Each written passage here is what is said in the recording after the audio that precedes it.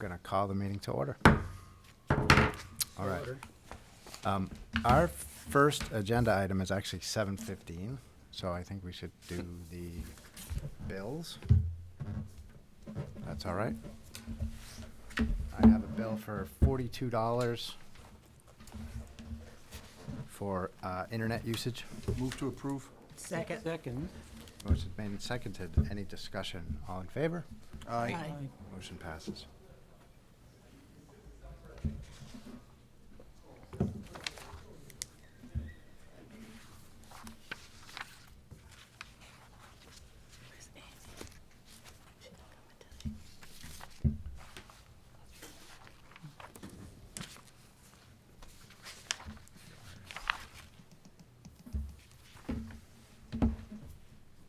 All right.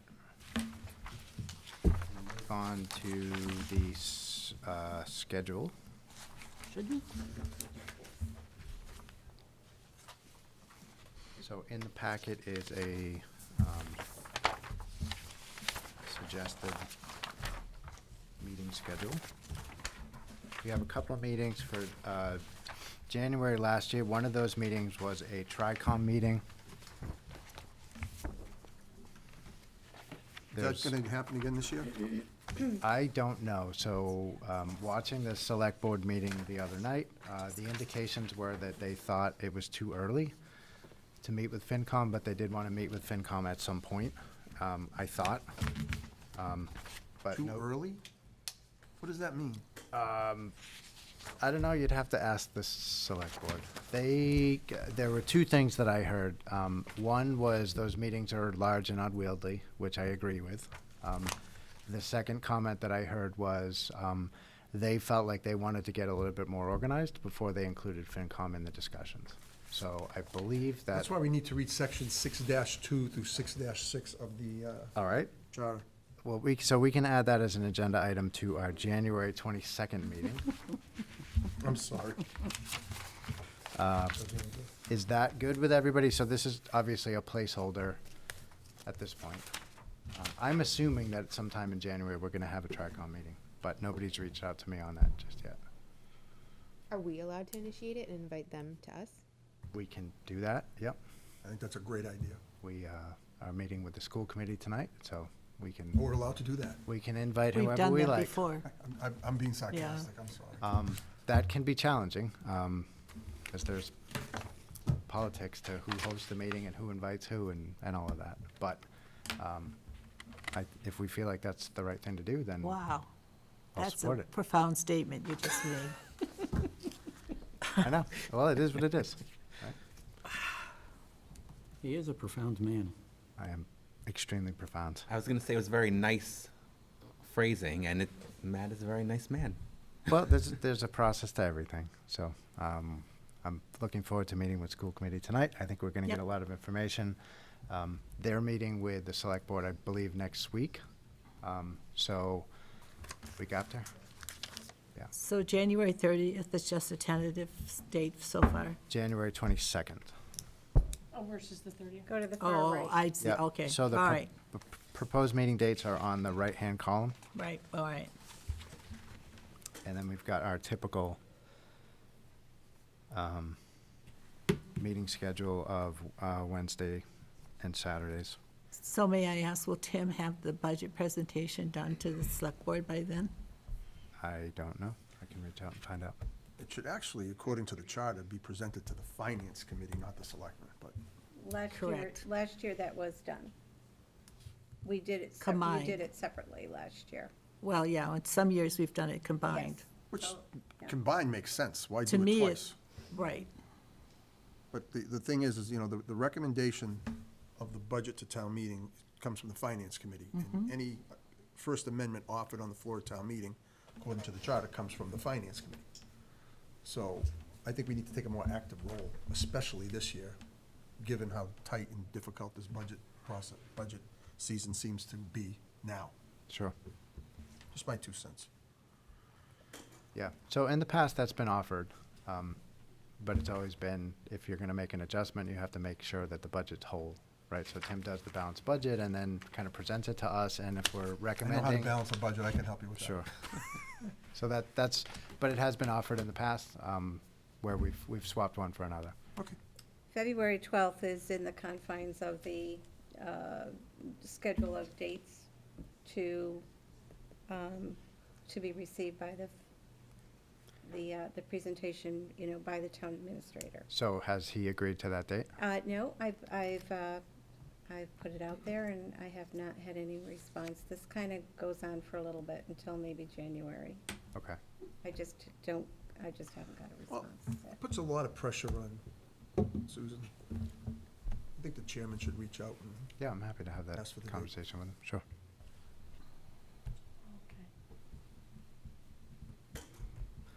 Mr. Chair, the Saturday dates, I have given you folks alternatives. Okay, so why doesn't everybody bust out their calendars? And let's pick some draft dates. Well, depending on when, so say we get the budget on the 12th. Yep. Having the first meeting on, well, we were in March last year when we did those meetings, weren't we? Yep. Yep. Yeah, so last year's meeting dates are on the left. Oh, yeah, the 9th, the 16th. Yep. Yep. So why wouldn't we look at the 10th or the 8th of March? Why are we jumping up to the 21st? In case we need more time.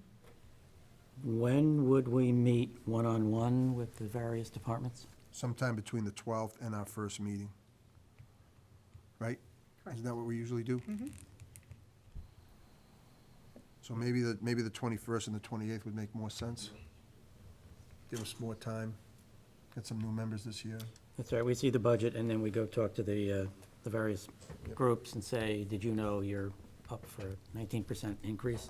So Say, the "Oh, the great." 21st, 28th sorry, makes sense to go on. me. I imagine we're probably gonna maybe have one or two more TRICOM meetings as well, so there may be some prep for those. Yeah.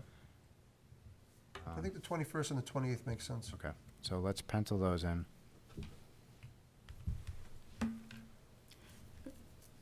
So that would fly with the 21st, 28th, and April 4th, Yeah, and And then setting we- aside the 25th, which is a Wednesday, to meet with Blackstone with Dr. Fitzpatrick, Yep. and April 1st with Dr. Cummings.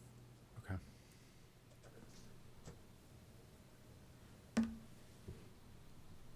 April 1st of, what day, you mean?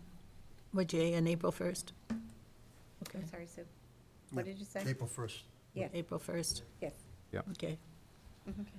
Do we have our liaison assignments in here? too? No. Oh, we're not going to do that yet. No, you'll have January 5th. Well, usually on the 12th is when, at our meeting, we usually assign at that point when we have the budget. I'm going to keep Okay. what I had last year. That's If okay. You want it? So let's just put that on the agenda for that night, for the TA budget presentation. We'll assign them that night. And if anybody has any additional topics they want for that January meeting, we'll keep that as kind of a placeholder meeting. And if there's any topics that anybody wants to address during that, just let me know this week and we'll try to organize And you to do get it those January done. 22nd, right? This is January 22nd. Yep, That's when we're gonna discuss charter, right? yes, yep.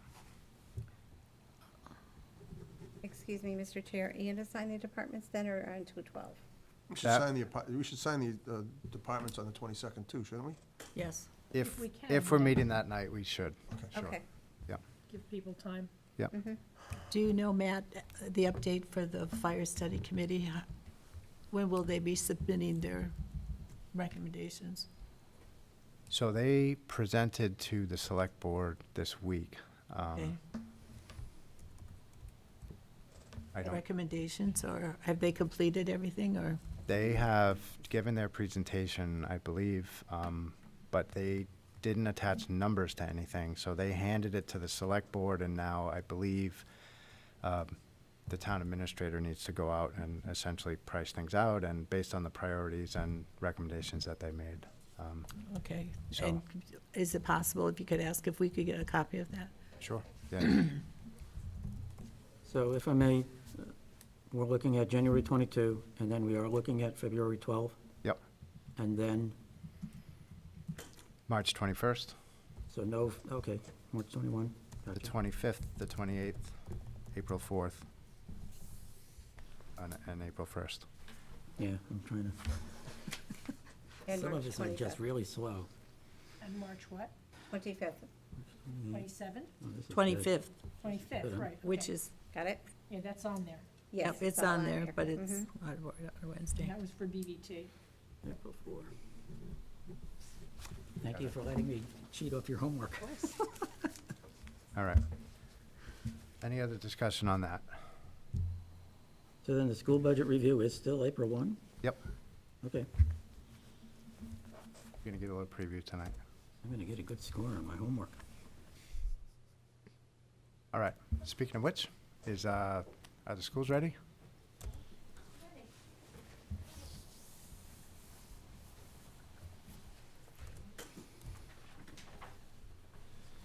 Dan? How are you? Dan just gets a special hello. Hi, how are you? How are you? Thanks for having us.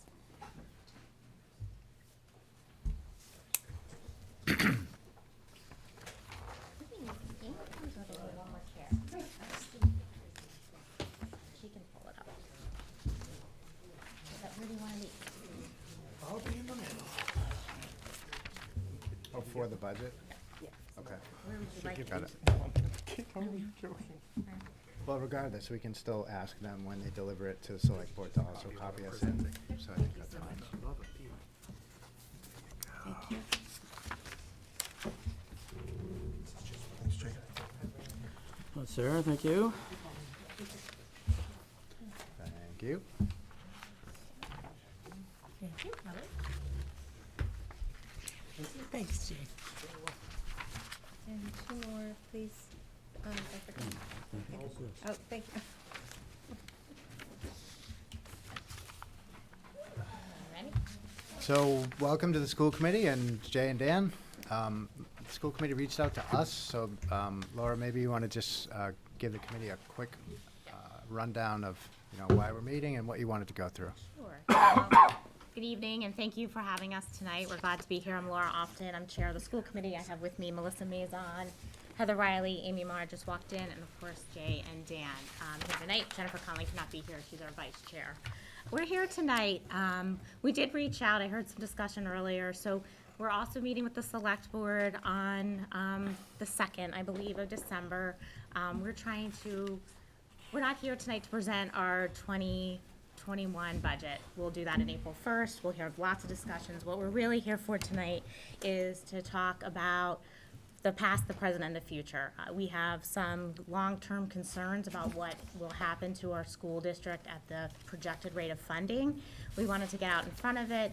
We want to talk to all the stakeholders in town as soon as possible, as much as possible, to get understanding, to get answer any questions, and really be able to talk about where we see the school district going and what we can do to try to help maintain it and maintain it, the wholeness of it.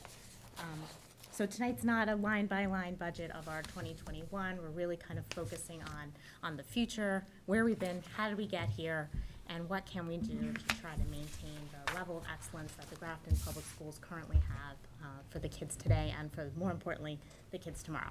So I'm going to turn it over to Dr. Cummings, and I think if you have any questions, I'm sure he's happy to ask as you go along. Yep, feel free to fire away, as you usually do. As Laura said, thank you, Laura.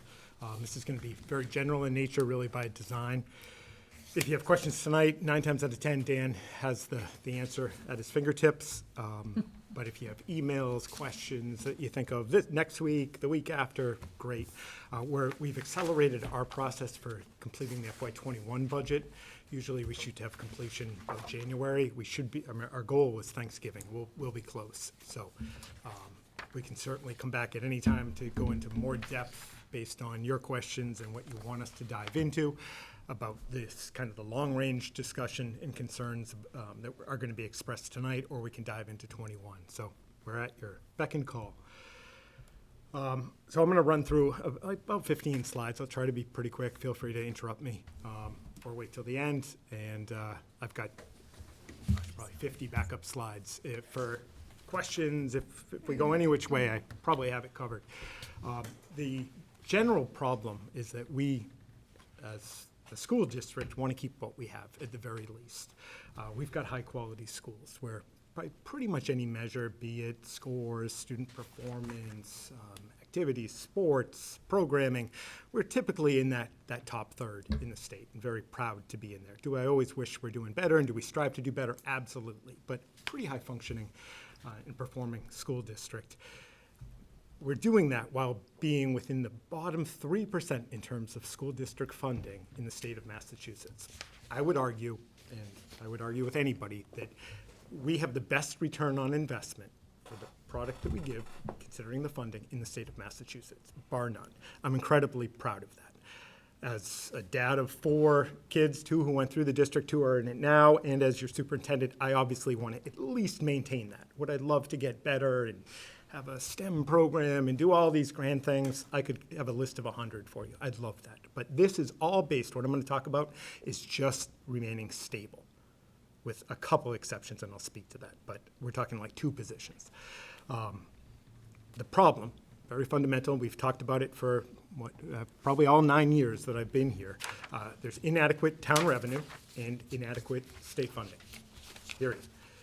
The town has been very generous to the school district. You'll definitely remember in the spring of 14, we had the override, fantastic. The idea was to get us to 5.25% for 5 years.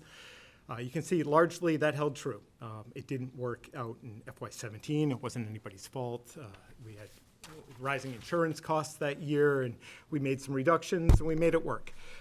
As I've said a million times, 4% pretty much gets us to open the doors and be functional. Anything above that, if everything breaks right, we could add a little bit, a position or 2.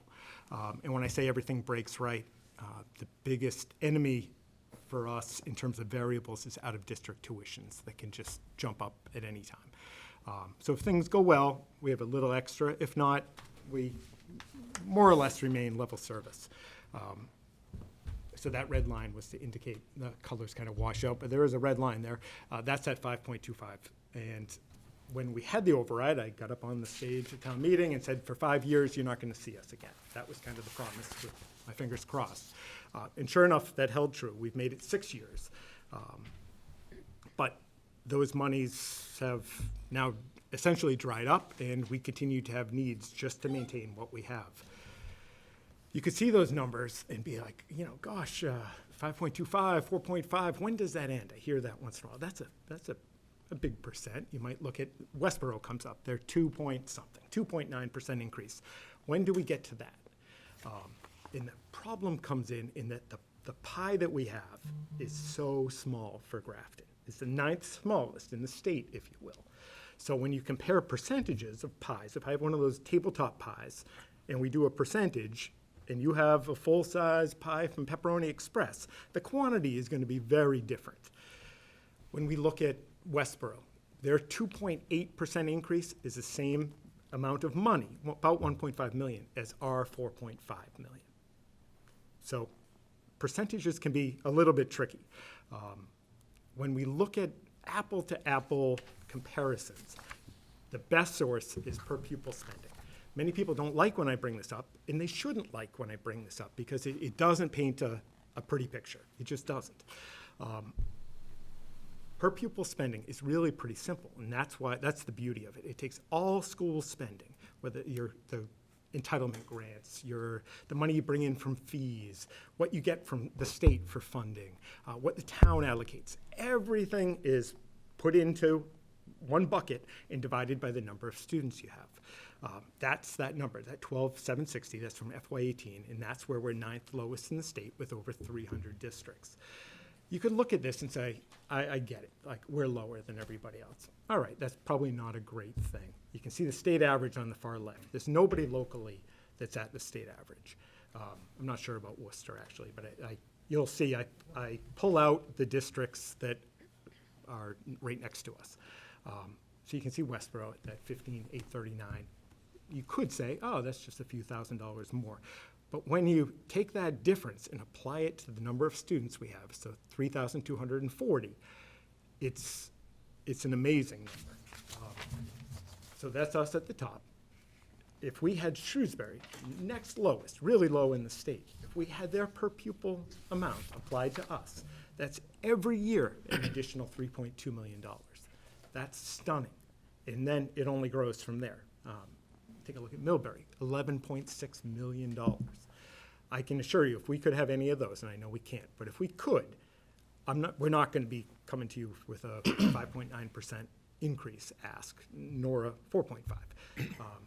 We're that far. I hope this illustrates just how far behind we are.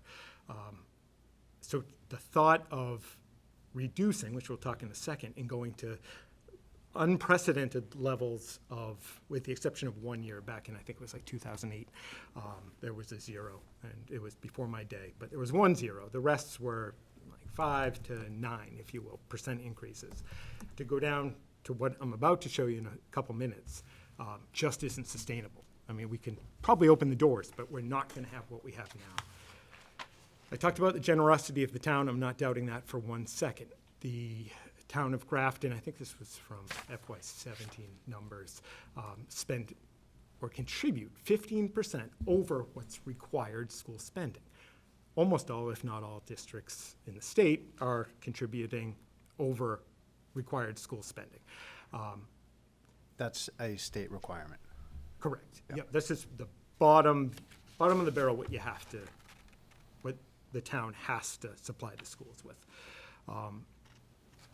When we go, you can see we are in front of Oxford and Northbridge. We get our doors blown off, and not that we'd ever want the taxes of some of the towns on the far left, but that's 53% over what's mandated. Obviously, I hope that I showed earlier with the slide that just a small increment is a big number. You can imagine once you go far left, I mean, those numbers are huge. Oxford and Northbridge, we're ahead of. And you say, why aren't we ahead of them in terms of per pupil? Because we're not even close. And the difference there is that we get that relatively low amount of local aid, and we get a low amount of state aid. When you look at this, I'm sorry the colors are so lousy, that top dark color, that's red, and then yellow and green. The red is entitlement grants and revolver funds. You can see they're almost exactly the same across the board. There's slight variation. So if we went crazy with fees for everything, that number might go up a little, but entitlement grants, you're gonna get what you get.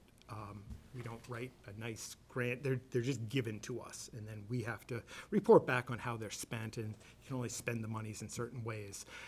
But it's not as if we have to write a beautiful essay and we get more money. It is what it is in terms of those grant monies. Hey, So- can I interrupt on? Of course you can. When you're talking about the state average, when the Boston Globe ran that story on that new, Yep, they specifically talked about Grafton. they did. And they mentioned that, well, Grafton's gonna get X amount of dollars more, which didn't seem like a lot of money. Yep. Our state costs, or what we have to do for the foundation budget, is gonna increase. So we go behind the 8 ball, so. What is that? We're gonna get to. You're gonna get to that? I'll kind of speed up, but Dan's gonna speak to Okay, that. all right. So, That was very troubling, right? yes. Okay. Yep. So let's take off the grants for a second. I think we'll all agree they're pretty much in the same ballpark. That leaves the top is the top is the yellow, that's the state funding, and the green is, again, local. We talked about Oxford and Northbridge. When we isolate them, you can see that they have almost twice as much state funding as we do. So we have an equally, well, a little more than them in terms of local tax money, and half of their state aid. So those things together, us being low on both, puts us in unique company, where we're consistently in that bottom 10. Since I've been here, we've never been higher than 11th in the state in terms of spending. All right, Dan's going to talk a little bit about the Student Opportunity Act. About this time last year, we were talking about some version of this act. It's had a few different names, and that was kind of the last hope, I guess, for us, if you will, that the state was going to come through. We had heard about a $1.5 billion investment, great for education, and it is. Not to Grafton. Well, that's what we're about to tell you.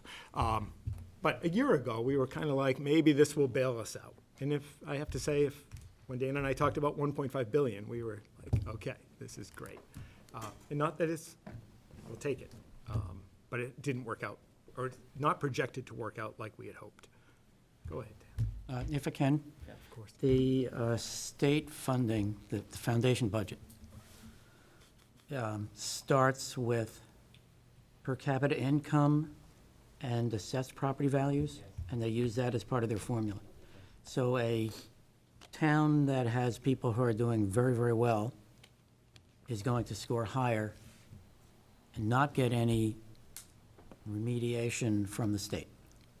A town that has people who are making a lot less money is going to get assistance from the state. That's right. And that's the whole idea of trying to Yeah, keep you're up. filling in that gap. Yeah, Yeah. okay. Yeah, so the Student Opportunity Act, they've kind of heavily favored it to certain, demographics, so, it's heavily favored towards the lower income, the residents of the towns that are lower income, also the similarly the low-income students, students of English language learners. So a lot of towns that are getting the most of the money are either below state average in residential income or property values. Also, a lot of the big cities are getting most of the money because they have large low-income populations and ELL students. So that was kind of explained to me when, kind of the reason, like, Grafton's not really getting much of the funding, because we're lower, we have not very high low-income numbers, and our residents' income are a little above average. So to just illustrate the Yeah. point a little more clearly, I guess, Grafton is gonna get, I understand, $30 per student? Right. Right, yeah, so. And then, so a community like Worcester would get I think the number was 680? $680. Somewhat, something. Grafton around would that. get I mean, 30. You're talking, yeah, hundreds. Worcester is in the hundreds of dollars. Right. 30 each year times 3,000 something kids is Yep. So 90. it's like 93,000, and what they did, and this slide is trying to, talk about additional money in result of this act, so we anticipated that we would get $30 per student kind of going forward if nothing happened. Yep. So this is kind of above status quo, numbers, so, and the additional chapter 70 funding is pretty uncertain. They're saying, they're estimating that we'd have 93,000 additional money by FY '27. But that one's pretty uncertain. This kind of, it's actually based a little bit on inflation, so if inflation's low, we could get nothing. If inflation's high, we could get a little more than that. So that's pretty uncertain based on inflation. So that's the $30. Yeah. That's the per That's above student that. So we funding. could get a little bit more than $30 per pupil by the time FY '27 rolls around. Yep. Basically, there's a formula, it's kind of like a secondary model in the act that says if you don't benefit at all from this act, we'll do a different calculation based on inflation and give you the better of the two. The So alternative minimum. we're getting, Pretty that's what we're getting, the alternative minimum. Got it. And then the additional circuit breaker funding, that's a separate, section of the Student Opportunity Act, specifically for out-of-district transportation. Right now, circuit breaker funds, the cost of special education costs for tuition and for educational purposes, but they don't cover the costs to transport the kids to out-of-district placements. And that's a big expense that they saw that was not being covered, so they've decided to, include that as part of the circuit breaker reimbursement program. So these are, numbers that we got from the state.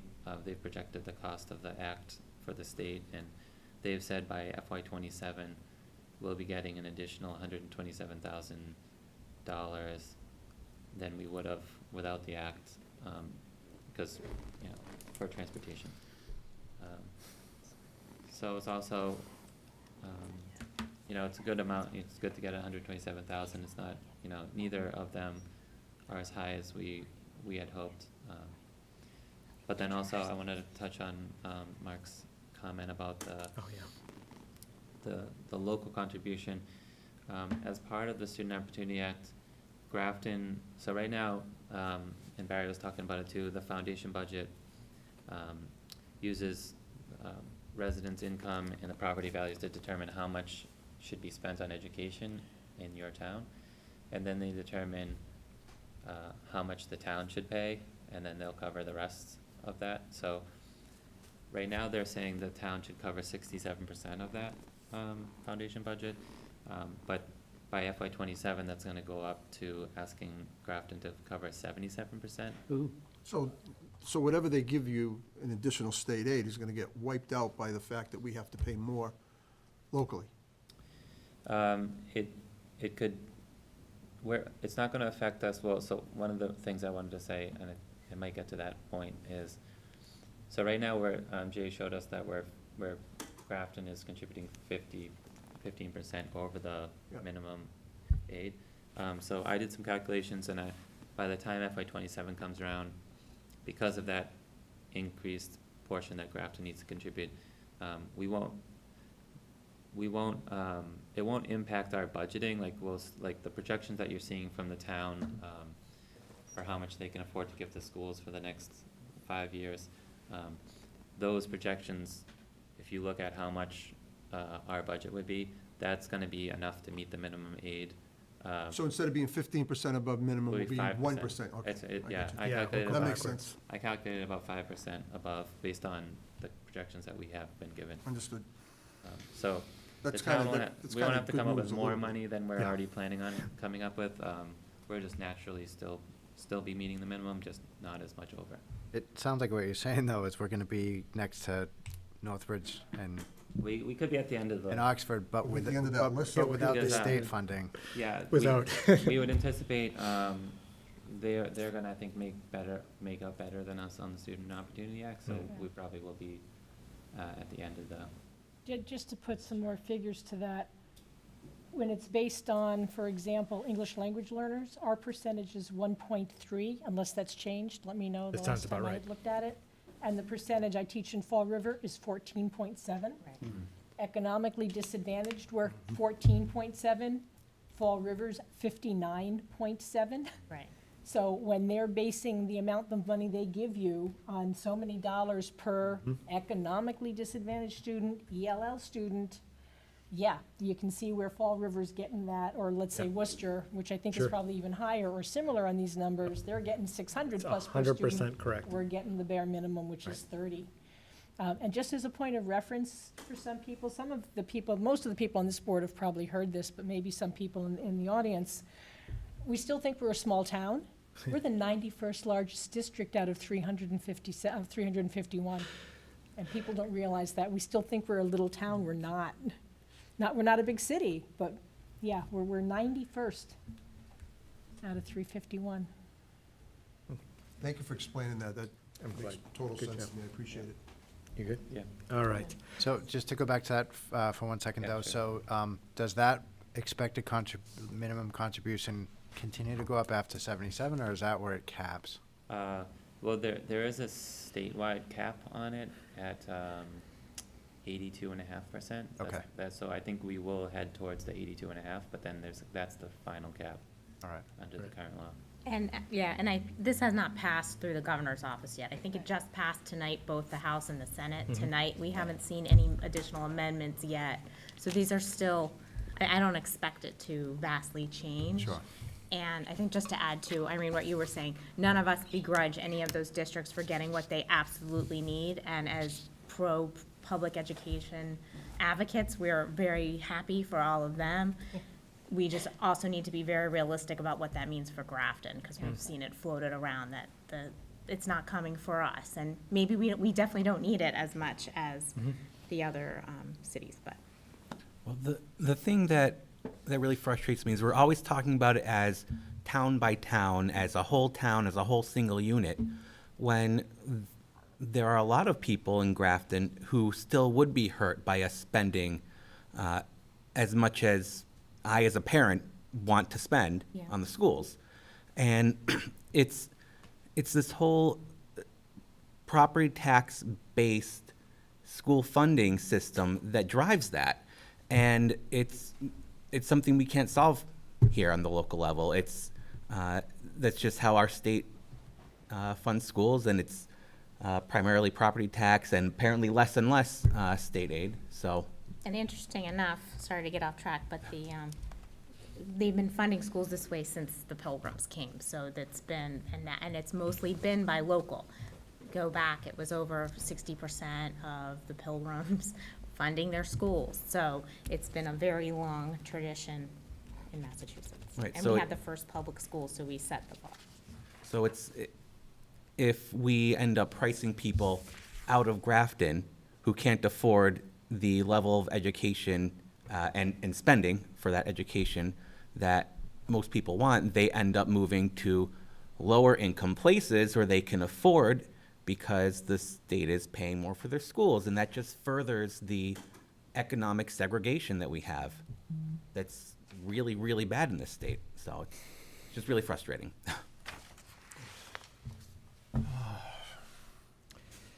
Sorry. I'd like to say. All right, everybody, I'd like to take a say breath. the future slides are Justice gonna, even more Don't than- worry, there's more to I come. looked ahead of your slides, that's where that side Sorry. came from. Yeah, don't look ahead. all right, so projected needs, FY '21, we don't, this is level service needs. I'd love to tell you that this was, in the future, it would definitely be over 5.25 if it was what we've done in the past. Like, what do you need plus 4 more positions? So we tried to be very, as I guess, realistic as we possibly could, because we've got the projections, we know what we're actually going to be, what we think we're going to be allocated.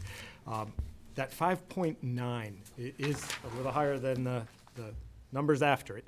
That includes 5 positions. I guess before you move on with that, I just want to discuss that for a second in terms of the projections. So my understanding of the projections is that the schools came up with your level service request, right, which is 5.9. Well, yeah, I'd say the 5.9 is level service plus, if you will, just because it includes 3 positions that I can speak to. But I think some of those positions came from the 2 down years. They did. Yep. Yep. So those were carried over requirements. And not so much, the 2 positions that I feel like I'm tripping over you. That 5.9 includes 5 positions, 2 special education positions that we just need. We'll get into it in a minute, but we've built up some really great intensive programming. We've kept kids in district, it's great. We've got kids who are in relatively large groups, which is a good thing, going from school level, so from elementary into the middle, and then we've got a group going middle to high school. We need 2 teachers, one at the high school and one at the middle school for those groups and for the big move. So we have those 2 positions. We put on a counselor position at the elementary school. I don't know of a district that doesn't have a single elementary level counselor of any kind. That's us. I don't believe it's ever existed in Grafton. We're looking, I'd love 1 at every building. We're looking for 1 to move between the buildings. That's a ratio of about 1 to 1,600, not your ideal ratio. Even if we have to make reductions, I would fight as best I can to keep that position. I think it's critical. So that's 3 positions. The other 2 are bringing back positions that were cut in FY17. We had built up a little team of curriculum people. We've got our assistant superintendent. We had a curriculum coordinator for STEM and 1 for humanities. Not ideal, 3 people, obviously a big district, but because of reductions, we had to eliminate those 2 positions. We would ideally like to bring those 2 back. So those are the 5 positions that add, the number would probably be 4.5, 4.8, and that bumps it to 5.9. So 2 of the 5 are new, 2 would be mandated, and 1 is just imperative for kids, in my mind. That answer any of your questions? It does, Oh, it does. but I guess I want to just continue the thought. So we had the municipal side of the budget put together their request, their kind of expected budget, Yep. their projection for FY21. We had the schools do a similar exercise. That all came together, and we came up with 800 and change of an expected budget shortfall, which is the terminology that Jay really wants us to use. Tim, you mean? Tim, sorry. But what the projections have are, I think, all of the cuts coming on the school side. Is that? I think so. I certainly can't speak for Tim. I It would seems like what simply- happens was the town side put its projections together, and we took the town revenues and we subtracted, and then we got what the town can afford, which doesn't seem like the right way to do it to me. Did I explain that right? What you said makes I perfect just sense. don't know how we, But I don't know if that's what you said makes sense. so I'm what not what sure you're that's saying what on the- my end tonight, it actually started, it's changed since then, but you might remember, we had the tri-board meeting last, 2 Octobers ago, right? Was it last year? Yeah. Last year. Because these projections 2 years in a row now, my recollection is that the projections were presented without the school number. So That's the correct. representation was that Jay and I haven't met yet, so I don't know what the school is requesting. That's my recollection of, And then after that October, it must have been by November, we put forward our best thinking in terms of, I think it was the 7-year estimate. yep. So those numbers, I don't think ours have really changed. I don't think ours have changed too much. The towns have changed a little bit. I think I'm reflecting all but one change up here tonight for you. Got it. So Okay. you can see our needs, again, level service.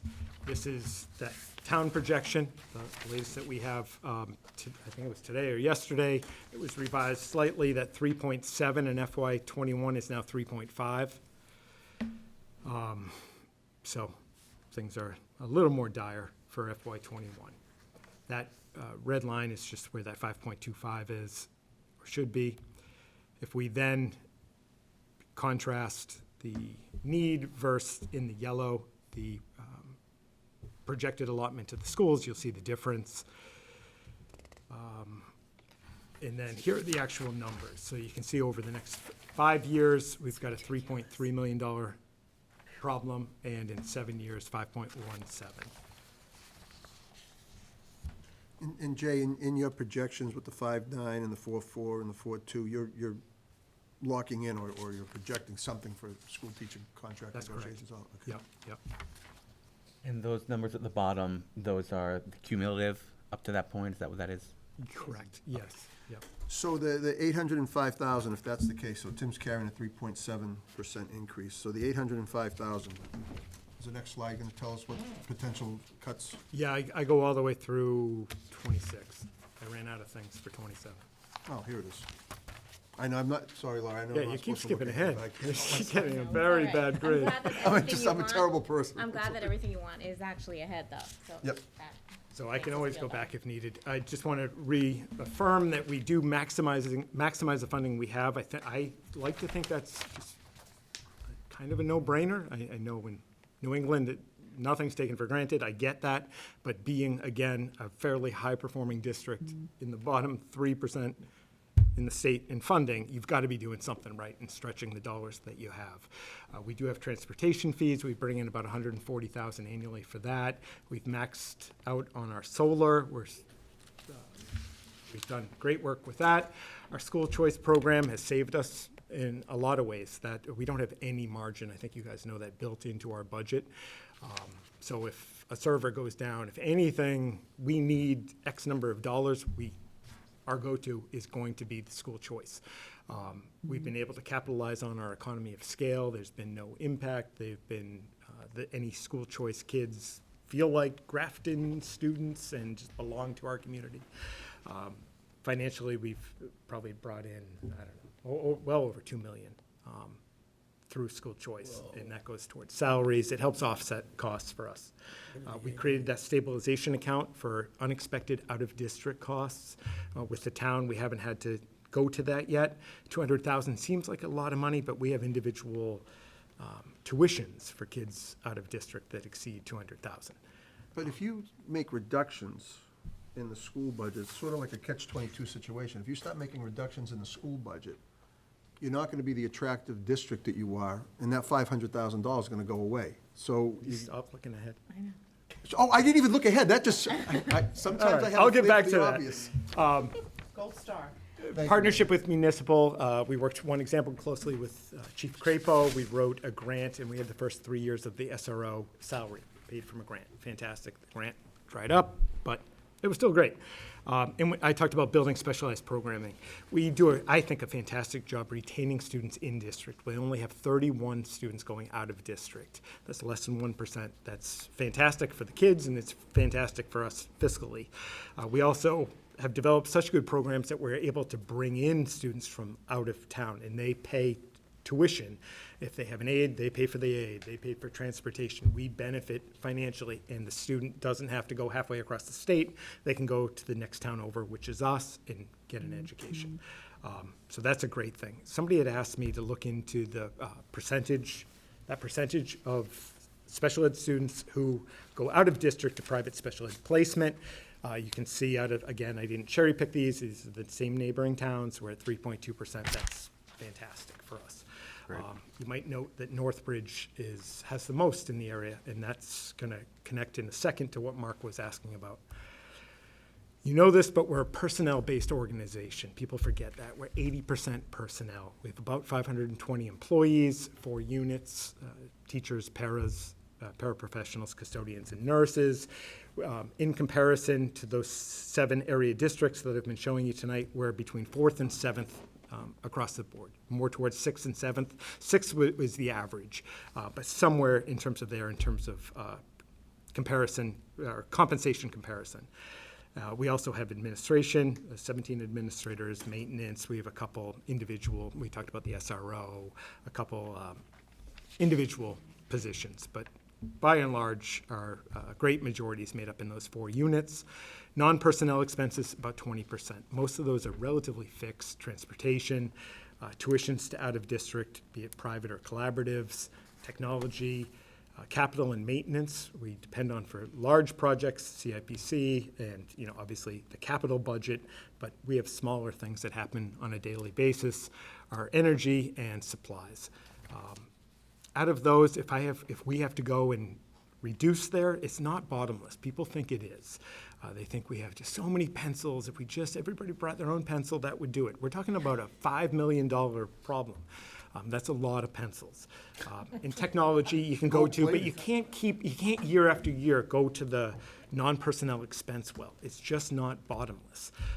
We can't eliminate buses. We have contracts. I mean, most of those are more fixed than people think. We have 2 big variables. We talked about out of district. There was a month we had a few years ago where we had a bunch of, 4 kids move in, might have been 3, and we all of a sudden owned $500,000 in terms of out of district tuitions and transportation. We can't see that coming. Sometimes it goes in a good direction, and a lot of times it just surprises you. It's not anybody's fault. It just happens, but we don't encumber. I don't know who's going to move in next December, and we don't say, it'd be great, but let's put four potential tuitions in, plus their transportation as a placeholder. It's probably what you would kind of do at home, with expenses. We don't do that, which is risky. Enrollment, we've got NESDEC. They came out, you might know NESDEC. They're a statewide organization that does a lot of work going into districts, and they'll look at your long-term enrollment projections. They're very good at what they do. They'll look at birth rates. They go downstairs in this building, and they get all the building permits. They find out all that stuff, and they run it out about 10 years, and the projections have been fantastic. They did it right before they built the high school. They did it, and then we did it maybe 5 years ago. And you drive around town, you see all the building. We said, let's do it again. They're presenting on December 3rd. And they'll have a report that you guys can definitely all see. I've seen the early draft of it, and we're going to, over the next 7 years. Right now, it looks to, instead of going down by about 100 kids, we're going to go up by about 210, 215. That's a swing. I don't know what, I just figured that out today. So we haven't figured out how that's all going to play out, but enrollment's a big factor for us. This is simply a visual of how the bulk of our costs are personnel. In the orange is the non-personnel expenses. In terms of solutions, I hope that the Finance Committee and the public comes up with, fantastic things. I put that red herring up there because what I most often get is the little things, all from a great place, but it is honestly about what if people bring their own supplies? Can we turn the temperature down? That comes up a lot, like in the schools, and the kids can wear layers like I did when I went to school. All those things usually don't add up to $5 million. And, I'm sorry? Bake sales. We already have. And all that stuff is great. I hope you'll find us to be, I hope you have found us to be the most, or as transparent a district as you'll find. Dan loves questions. He'll dive into anything you wish. But I hope it doesn't take away from the focus on the big picture. And that's, we either need to increase funding or we have to reduce spending, and we're going to be worse off as a school district. I can tell you that with 100% certainty. There's no way around it. That's part of my job. So now, Mark, you had talked about reductions. Next slide is 100% from my best thinking. I haven't brought this to the school committee. They're aware of it, but I haven't brought it to the school committee. They could take this list and they could move things around in terms of reduction. They can move things around as much as they like. Maybe I missed something, but I didn't. So with that said, whatever's on there, it's coming. If we don't do something, this is coming. And That leads to that it's issue we scary. talked about before. People aren't gonna wanna come to a district that's cutting. Well, and Oh, I'm sorry. it's okay. I'm going to jump ahead just to satisfy Mark. Mark, let him do his presentation. When we go back and go through the positions, I'm not going to go through each one, but when you cut like that, school choice funding, nobody is driving their kid to and from the Grafton Public Schools every day, from a Northbridge, from a wherever, every day to come to Grafton, and we benefit fiscally. There's no question about it. It's a win-win setup. But you cut and have class sizes of 30 across the board. You don't have programming. I put athletics on there. If it's not athletics, it's going to be a lot of things actually to add up to that. So your school choice funding goes down, and we need those funds. We have salaries in there. We plan for tech. We plan to use that money. We need to ask for even more. When that happens, you might remember, it seems like ages ago, but when I showed you the slide about out of district, the percentages, I don't know for sure. Northbridge was number one in the area. They went through, you might be aware, they went through something very, very similar to this. And their special education costs have, of course, gone through the roof. It's not your day-to-day in the school costs. It's students who you can hang on to when you're kind of fully functional, of no fault of the students or staff. If you're understaffed that greatly, all problems increase, and those who were kind of on the fence are going to be better served somewhere else. And those costs are incredibly high, oftentimes. So again, going back to the scenario, this isn't me posturing. I don't think I've done that in 9 years, where the scare tactic, it is scary. There is no question about it. We'd be cutting in that FY21, 2 of those positions aren't actual people. Those are the coordinator requests that we talk about. So obviously, if we've got to cut 805, we're going to take those off the board.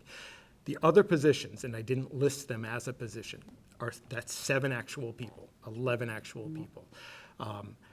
When I got to 23, I think athletics and that's really athletics and like after-school programming, incredibly valuable for us. We have a vibrant, fantastic club, athletic, that whole program is awesome. That's devastating to me. But when you go to 24, I didn't put specifics on there for a bunch of reasons, but 24, our elementary numbers, like low elementary, K1 and 2, are up at 30. That's like the death knell for a district and for a superintendent. I'm going to put anything I can before that. That's why I put athletics. We have the best athletic director in the world, but if we don't have athletics, we're probably not going to have Jim Scanlon here. I did talk to him. a secondary teacher and line reduction. So anything that, if it doesn't add up exactly, and it never does, to the 608, 63, or whatever that bottom line number is, we've got to make those line reductions. In FY '21, we've got about 130,000 in stuff, non-personnel stuff. The trouble, and I mentioned it earlier, you can't keep going back to that well. There's only, unless you're just not going to have any technology, literally anything, any supplies. It's just, it's not it doesn't have the depth that people think it does. 25 was, I mean, 25 is just a complete mess. It's all a mess, but I think 21 is a mess. yeah, 21's horrible. 25 is probably illegal. And Jay, It's just terrible. this is with the NASDAQ projections, or does it get worse? Yeah, with that? this doesn't include any kind of enrollment increases. It does include all of the monies that we've talked about in terms of the Opportunity Act. But we've been told as well as we possibly can that there will be enrollment increases. Correct. I expect 210, I think the report is for through FY '26. I don't remember off the top of my head. But we're going to steadily go up instead of having a decrease. And the last thing that I did not build in is unemployment. The rule of thumb is for every 3 people, let's say teachers, every 3 teachers you'd let go or reduce by a 4th teacher to cover that unemployment. Dan and I met with Becca, and through email connected with Tim. The town, I think, has $50,000 sitting in unemployment. I don't know if there are going to be reductions on the town end, if you will, but obviously 50,000 isn't going to cover it. So if we have to own unemployment, we're going to be obviously adding that. 7 positions, we're going to add another 2 to that, plus instead of 3.7%, if we're getting 3.5 now, it's more. What's the morale like now in the district with all this? I'm sure people I understand sent out this. an email yesterday about this. I, obviously, in the email, and I'm happy to share it with any of you, let the entire staff know that we were going to be having these discussions. They certainly know we've been talking, with you guys, we've had this discussion, not with this specificity, but we've had it before. So I don't know. People thanked me for at least sharing that, and I said, at this point, most teachers, and I used to be one, would see this and automatically think, my job's, I'm on there someplace. Yep. And I said, we're not there yet, but I don't want them to be blindsided by something on social media or they see something in the newspaper. After Thanksgiving, I've already set up meetings with staff at each of the schools just to answer any questions, optional, and basically to go over this and talk about it. I don't want anybody to be surprised, and well, everybody should be a little nervous. I don't want anybody to be unnecessarily worried about their own position yet. Well, $804,000. What do we call that, a revenue shortfall, not a deficit? It's expected Expected revenue revenue shortfall. shortfall. That's right. Is just devastating. I think no I way don't around it. disagree. The devastating part is, I've seen districts and been at districts that they can kind of take that hit for 1 year. It's the fact that we're going to have it every year, and if this went all the way down to that back wall, it would keep going. Like, to take that hit every single year, it's just, you just can't do it. And people I don't remember what, I can find out, but Northbridge comes to mind where, like, I know now the students, I think, have to pay for some of their athletic busing. Like, they had to cut sports. People think that's third rail and it can just never be done, but with this scenario, we will not have an option. So I know the school committee's been talking about, and I haven't stayed on top of it, and I apologize, about athletic fees and things like that. Where are you with that discussion? So we have talked about it, we haven't voted on it yet. You're sure they're not gonna make up $804,000? Exactly, so It that- would- it would was make gonna be about my 60, point. depending on Depending on what we did. the cost, if you had a cap, free and reduced, but applying the current free and reduced percentage in Grafton, it was between 60 and 70,000 that you would bring in. It's not gonna cover, we can't fee it so we can have. That's one sports. position, that's nothing. Right, well, and I know people want us to do, there's lots of thought, and we've talked about it a lot, but it's not something we're gonna take lightly, and No, we're understood. gonna keep, we haven't. I since- appreciate that you're having that discussion. Yeah, yeah. think that's our last well to go to, I think. So this was simply call it the mark slide. I'm sorry. I And that's did very, that. no, your questions are great. I was glad that I had a slide for it. But that's very real and definitely has a huge impact on this. This will be magnified and compounded as it moves forward. Yeah, any questions? How Some often happy you- slides now. I'm sorry, Dan. How often are you meeting with Tim and Rebecca? Other lines of communication? Because it seems to me you guys should be talking almost every day. Yeah, we could probably both do a better job of communicating more regularly. We do connect a lot, but to really sit down, we can definitely do a better job with that. Does Tim have an understanding of this presentation? He hasn't seen the So presentation. we are meeting tomorrow, so I had requested that the chair of the Yeah. select board and myself and Tim and Jay start meeting more regularly. Good. And I agree, I mean, we all could have, we thought we were we just assumed everybody was tuning in weekly to our meetings, and that was a bad assumption on our part. So we are trying to up our communication and collaborative with them, and I think we're gonna go through this tomorrow.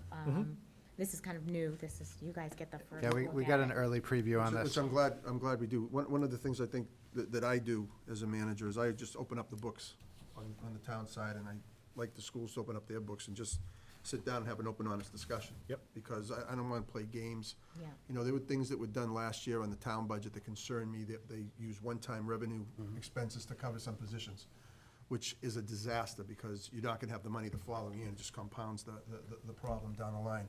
So I think having you and Tim getting together more often, talking about these things, hopefully it gets the word out, and then the select board and the school committee more informed. The finance committee should play a more, I think we should be more involved in this as well. Because this is something that's gonna be, my son is a sophomore. He's getting a great education in the schools, and I want that to continue. He plays football, so I'm very focused. All right, good to know. Yeah, and I think our message really is, and it often comes, the schools, it's a town issue. This is the heart of our town. It is. While we have many wonderful programs here in Grafton, and it's a wonderful place to live, any town you go to, the heart are the schools. That's where we're gathering for athletics, for plays, for Town meeting. town meeting, exactly. That's where we go, it's the schools. And people generally care about the schools. And we have to keep, it's the flavor, it's who our town is. So this changes Grafton. It's not just, we want an ice skating rink and we're here for that. It's continuing. And the reputation is there. Just this past weekend, you hosted 2 state championship football games. You had choir, state Yep. choir here as well. This is we've got to keep this going. I mean, it's a great district, and I want to see it continue. Thank you. It Me puts too. Grafton's, it's a great town. We need to It really is. work together on this. Yeah, and that's what we're starting. So again, like, I do want to reiterate, like, this wasn't we are going to the select board. I think we will all meet, but I do think it's nice to have one-on-one, so you all have a chance to talk. I appreciate this a lot. And you can ask your questions, and we're not competing for time. And I think we will, I think the select board was, yes, we will all meet, but we want to hear it first, too. You happen to have a meeting already scheduled, so I reached out to the chair and I asked if we could come because. You know the chair. I do. Right. I've met him a He's a couple good guy, times. from what I heard. I've heard that too. He's pretty, and he was very responsive. So we were able to meet because, better be. and the holidays, like, it's a difficult time of year, so we saw this as an advantage. You guys are here, we're ready, we're starting to tell our story, and we need people to start to hear our story, because we've been telling it, and I don't know if people have heard it. And I think that's a good point, and I think generally, all of the boards and committees need to be advertising these meetings. We need to be meeting more regularly, and, we all need better lines of communications, to your point, Mark, between all the boards and committees, because at the end of the day, we have to present something to town meeting. There's going to be a budget and lots of discussions about what to do with this expected revenue shortfall. I don't see the 804 as a school problem. I see it as a town problem. And We're all to- one. To go back to the presentation, the 804 is an overall budget shortfall. It's not all on the schools. that's my perspective, but, you know, this is a whole town budget that has to address that I problem. agree with you. Agree with you I'll 100%. throw something else out on that. As of the last time I did this, and I was doing this for a class, 61% of the total town budget does go to the schools in Grafton. That's the same as Northbridge. Westboro, by comparison, it's 55%. So it's lower, but not a lot lower. I mean, in terms of dollars, yeah, but in terms of percentage, and if you look at that, Shrewsbury, 55%, Millbury, 56%. I got a few other towns in here, Those are but towns with huge commercial bases. Bases. those Right. That particular have ones large are. Now, bud- yeah. Sutton is 53%. Uxbridge is 53%. Okay. Again, more commercial than Grafton has. Yeah, which is a problem. Spend more Yeah. than half of their municipal budget Oh, absolutely. on the schools. Schools It's are not usu- just Grafton. Right, Absolutely. exactly, and that's kind of my point is, yes, we're the highest, but it's not like we're 61 and they're 30. You know, so, you know, we are, a But per fair- pupil, it the- is a fair I share, I and think our per the pupil corollary is to that, though, ridiculous. is that we're at that minimal aid. Yeah, Right. And Right. the We thing you get a have to lot look less at, state funding. the thing you have to look at, forget about percentages. What I look at in the presentation is the per pupil Yep. cost. Do you have that slide? Of course. yeah. Well, and if That's the key number Oh, right that's there. amazing. That is, it's unbelievable. you look at that and you listen to past town meetings, past gatherings, that's been a point of misplaced pride. So it should be pride that Jay and all the teachers, the administrators do an amazing job, but there shouldn't be pride by the town that we basically do not reinvest. There's no research and development cost that you would have for a company. Absolutely. And how they can do that, and I think it really has to be pointed out that you guys have done this for an incredibly long time, but it's running out. So to the point, Irene's point, you know, Westboro might be 55% of the budget, but they're spending $15,000 per student Right. versus the 12,000 that Grafton Right. spent. Yeah. Right. Crazy. Well, and what It I've is been, crazy. what I've been kind of saying is, to Melissa's point, we've had good schools, relatively low cost, but you can't have good, low, and low cost and sustainable. So you have to pick two of those things, is where we're running out. So you could have great, good schools, but they'd be expensive. You can have low cost, but it's not gonna be sustainable. This is what's gonna happen. This isn't sustainable in how we're doing. So it's the old project manager when you're trying to do if you're in a corporate world, you pick two of those and I want three. I mean, I want it to be, but you're gonna have to make a sacrifice. So where's the sacrifice? You cut out, we raise the cost. They're not cheap. I mean, it's just something we have to decide. This presentation tonight, this reduction scenario was excellent. What you presented is depressing, Yes, very. but excellently done. The only thing that I would like to add to make it more depressing is that we haven't talked about capital planning, keeping the schools maintained so we don't end up having, schools that are dilapidated, run down. That isn't even in this scenario, and that only doubles what we're looking at here. True. So we have an agenda item later on to talk about capital. Is there anything that you wanted to say about that? So We need money. Something positive. I looked at your budget, the early draft, and it looked like you had some small line items for covering a couple of things here and That's right. there, but certainly less than 100,000 each year in the operational budget. Correct. Which would indicate to me that what I see on the 5-year capital list Yep. doesn't include any HVAC systems, no roofs. It's on the list. We tend to almost by default put the smaller, I think you guys have, if you don't have it, I can get you the list, the whole book. We went away from the concept of plan because there's just no money paired with it, so it was, Right. it's really a list. Last year, we received, I think it was 276,000 for capital, which sounds like a lot at your house. We have 600,000 square feet. That's the equivalent of spending $1,300 a year on your 3,000 square foot house. That's not gonna go very far for a year. So we have a long list. It comes out to about a little over $8 million. You'll see we prioritize it, but we tend to put kind of smaller projects at the front end, knowing that we need 11 heating and ventilation units for the middle school. They're original to the building, they don't make the parts anymore, so we have to make the parts. We need 11 of those, each one's about 250,000. So unless we spent our 270 on absolutely nothing else and just did one heating unit a year, I guess we'd get there in 11 years, but every other building would fall down. I think this scenario needs to include those, we can't send our students to dilapidated schools that are run down, and, that's just as important as, the environment is as important as the teacher and the aides, and so, when you look at this, we have to include everything, so people get the whole complete, comprehensive picture of what it takes to educate our children in this town. Couldn't agree more. So. Yeah, I'll think of a way to, I usually put the capital list with the FY21 budget book that you'll get, but I'll try to do an even better job marrying the two. I think Sure. it needs to be included, because that's part Yep. of this whole presentation. Okay. So we have a big liability, a big obligation that Mhm. isn't accounted in that Right, at all. right. And that can't be excluded. Can't be excluded, but the priority definitely has to be this. For Yep. sure.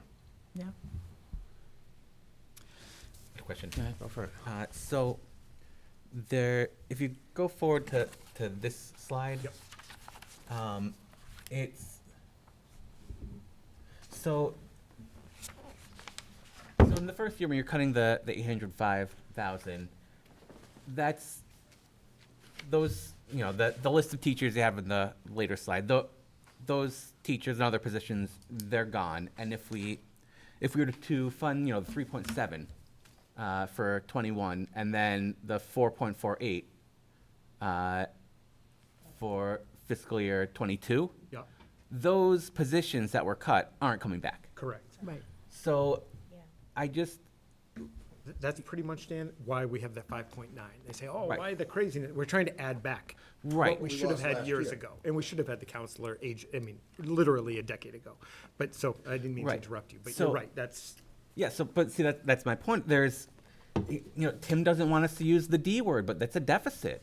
Oh, yeah. That's a services deficit. It's a structural deficit we It's a have. structural services deficit. We're cutting services, and if we go a couple years before we do an override to pay for this stuff, we're going to have a services debt, which is that 3.3 million at fiscal year 25, or the 5.17 million at fiscal year 27. Those are services debts, and to think that we're really that this town that is so on the fence about even doing what we need for this year is ever going to go back and pay down that services debt, I don't see that ever happening. So the longer we wait on this, the lower the standard is going to be forever.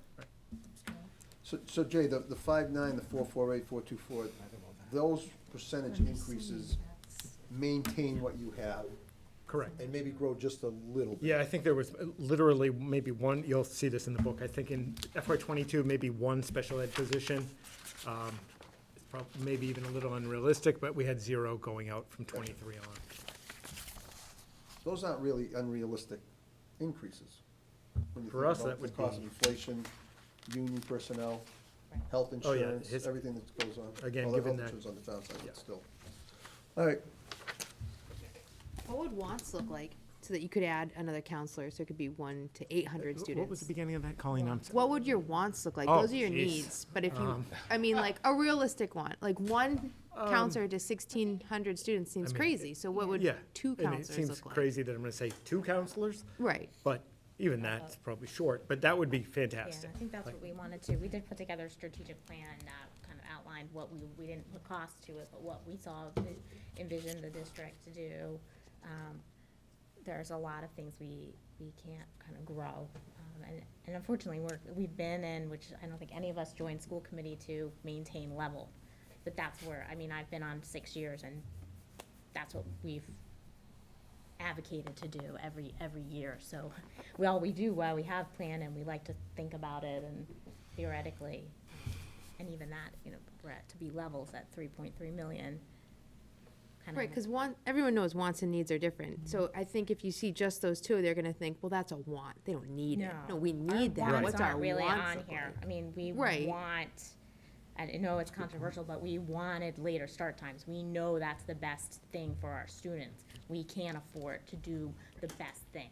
We have to do it, of course, to do it right, but even to do it not right, we couldn't do it. So that's one example where other districts are doing those things and our kids aren't getting the benefits of the later sleep. And again, I know that one, not everybody wanted it, but we agreed that we thought that was the best thing to do.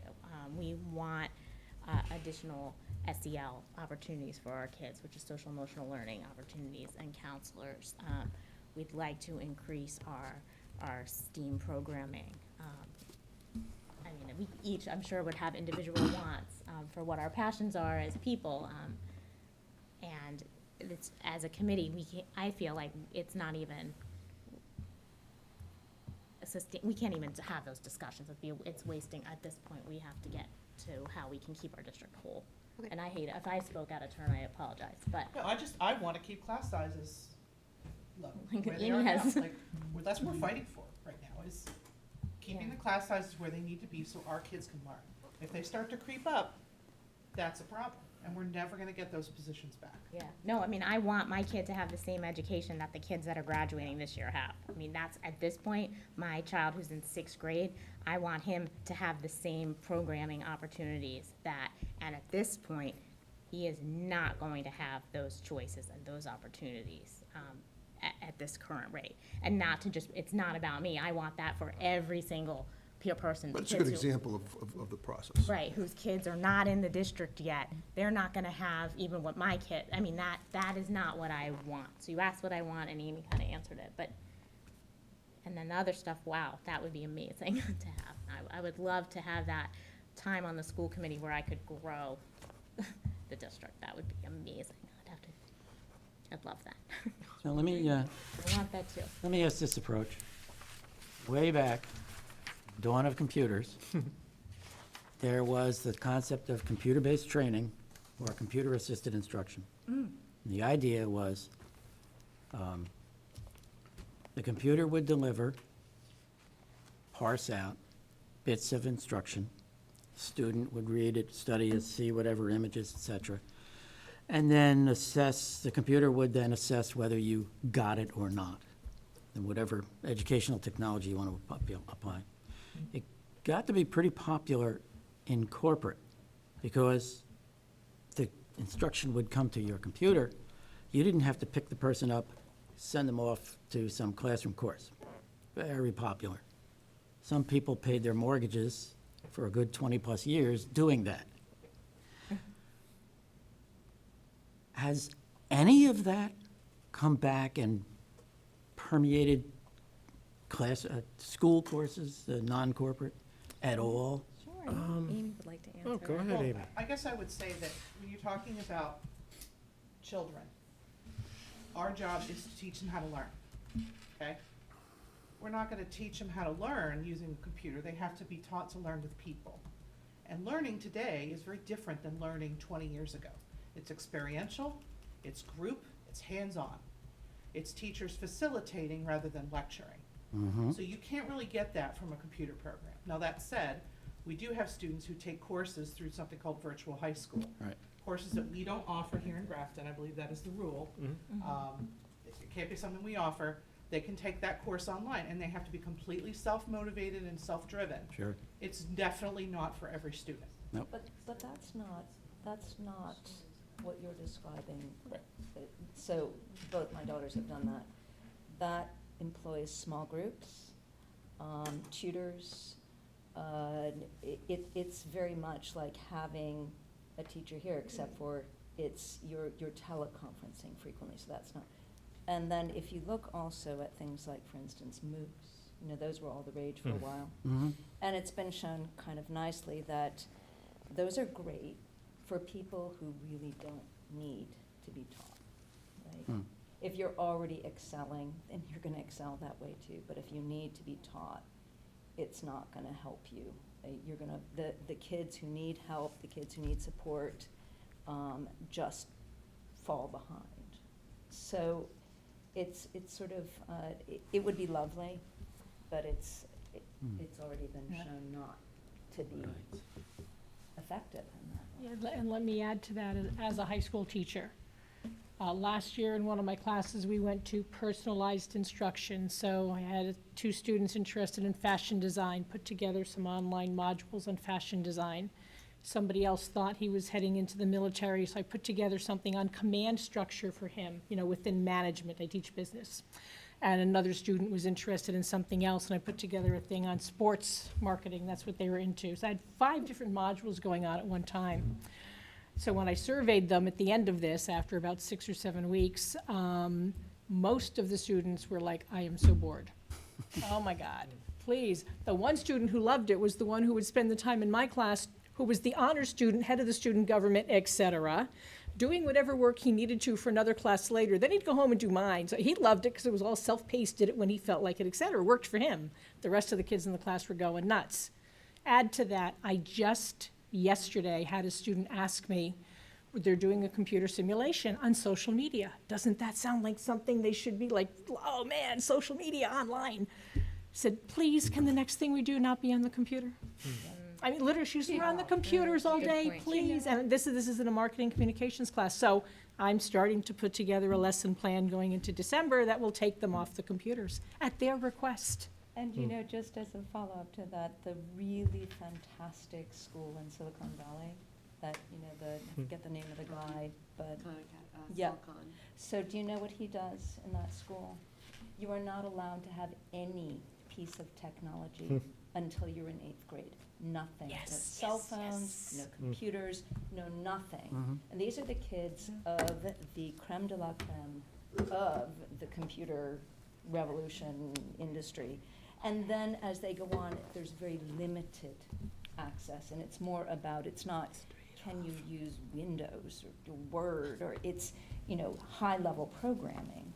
And I think there's a balance, right? Yes. We've been able to get rid of textbooks, which were old and outdated. It can be uploaded. You can bring in other things. Obviously, we have kids who are homeschooled who use technology, and it's a gift if it's used correctly. But it is not a panacea for all ills, and you No. cannot replace a teacher with a computer. You just can't. That's not in our strategic plan. I'll There's say actually that. some research Aren't you showing glad that you they asked learn that better question, reading Barry? from a book. But you asked the question, and 5 other people, 10 other people think, it's a lot. I know some of it's a philosophical education discussion, which I think we're all wonks, and we love to have those. And we do every other Tuesday. You can come and watch and join. But Well, thank you guys for coming. Yes, thank I you. really appreciate the Presentation, time thank you you. put into the presentation. It was phenomenal. great. Well, thank you for having us. thank you. And I know we'll be talking more, so feel free to reach out, and we will be at the select board December 2nd. We will be watching. And that. September 2nd, I'm you gonna said? be No, there. December Sorry, 2nd. I might have said September. September. I might have said September, Irene. probably just Thank heard you for it having wrong. us, and thanks for all that you guys do for the town. We appreciate it. Absolutely. And that's why you do have the teacher. You just don't need one teacher for every 16 All right. kids. I got you. Oh, there's. That was a there good, were that all- was an excellent presentation. It was. Yeah. So, What that did to me, is it solidified my earlier point that now's the time to start talking about this. Oh, yeah. Not January, not February, not March. 5 years ago was the time to start talking about it. I- but, better 100%. late than never. 100%, but saying, we want to hear this first, we want to talk here, we want to do, we do have this Next thing you know, it's weird May. problem in our town where we avoid talking about things until it's almost too late. And I don't know. I am so, I'll Because it tell will you, work I am out. so It will glad work out. that this was scheduled for tonight. Yep.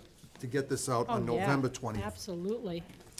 By the way, Definitely needed. Should have had this discussion in July. Well, and hopefully that's a primer for the select board to see the same presentation, bring their questions, hopefully the public can see it, bring their questions. The dialogue needs to start happening now, you're right. It should have been happening much earlier. What I people, think what they- people also have to look at is they can go in and look at the school department budget from previous years.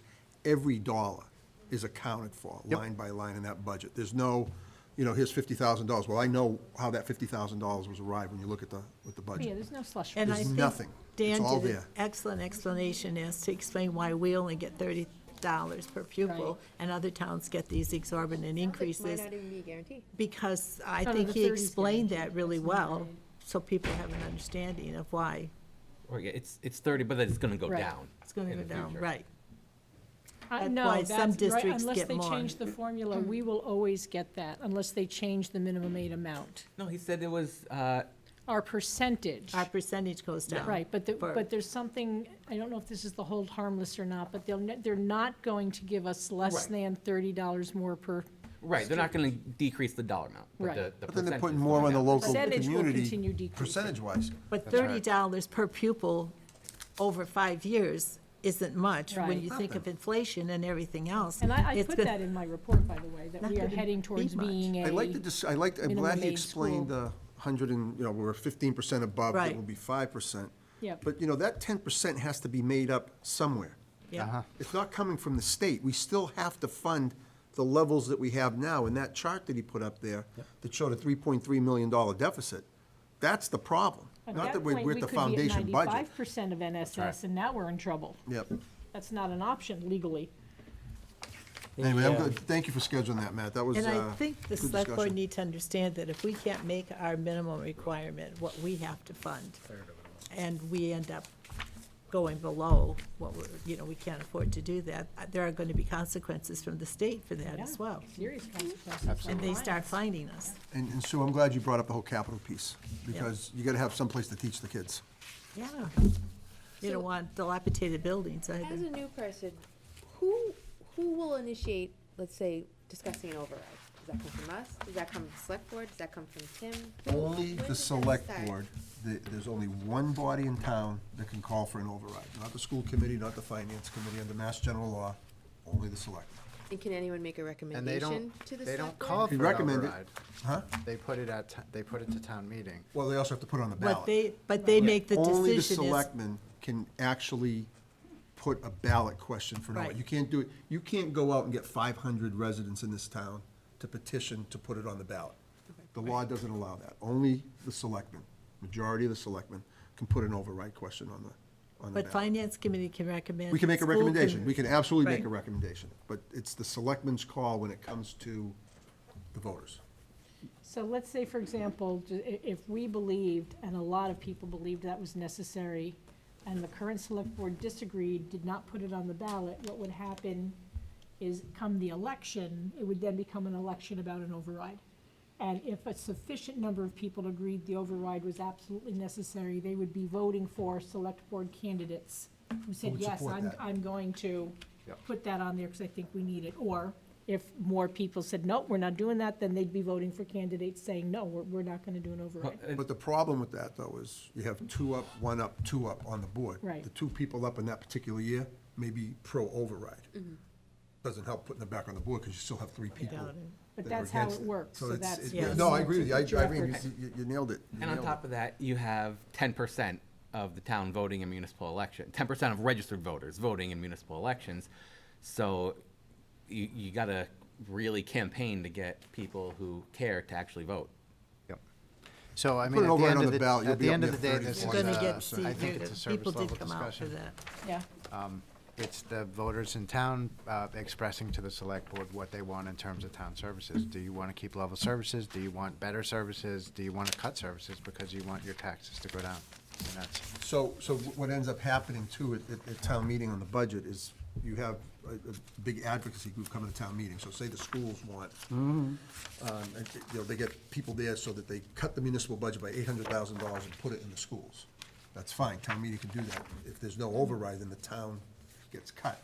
That may force the selectmen to say, oh, wait a minute, we don't want to have that happen. We need to do something. So town meeting still has to vote the appropriation. The ballot can pass and town meeting can say no. It's a 2-step process, but to get it to the ballot, the selectmen have to do that. that's right. Yep.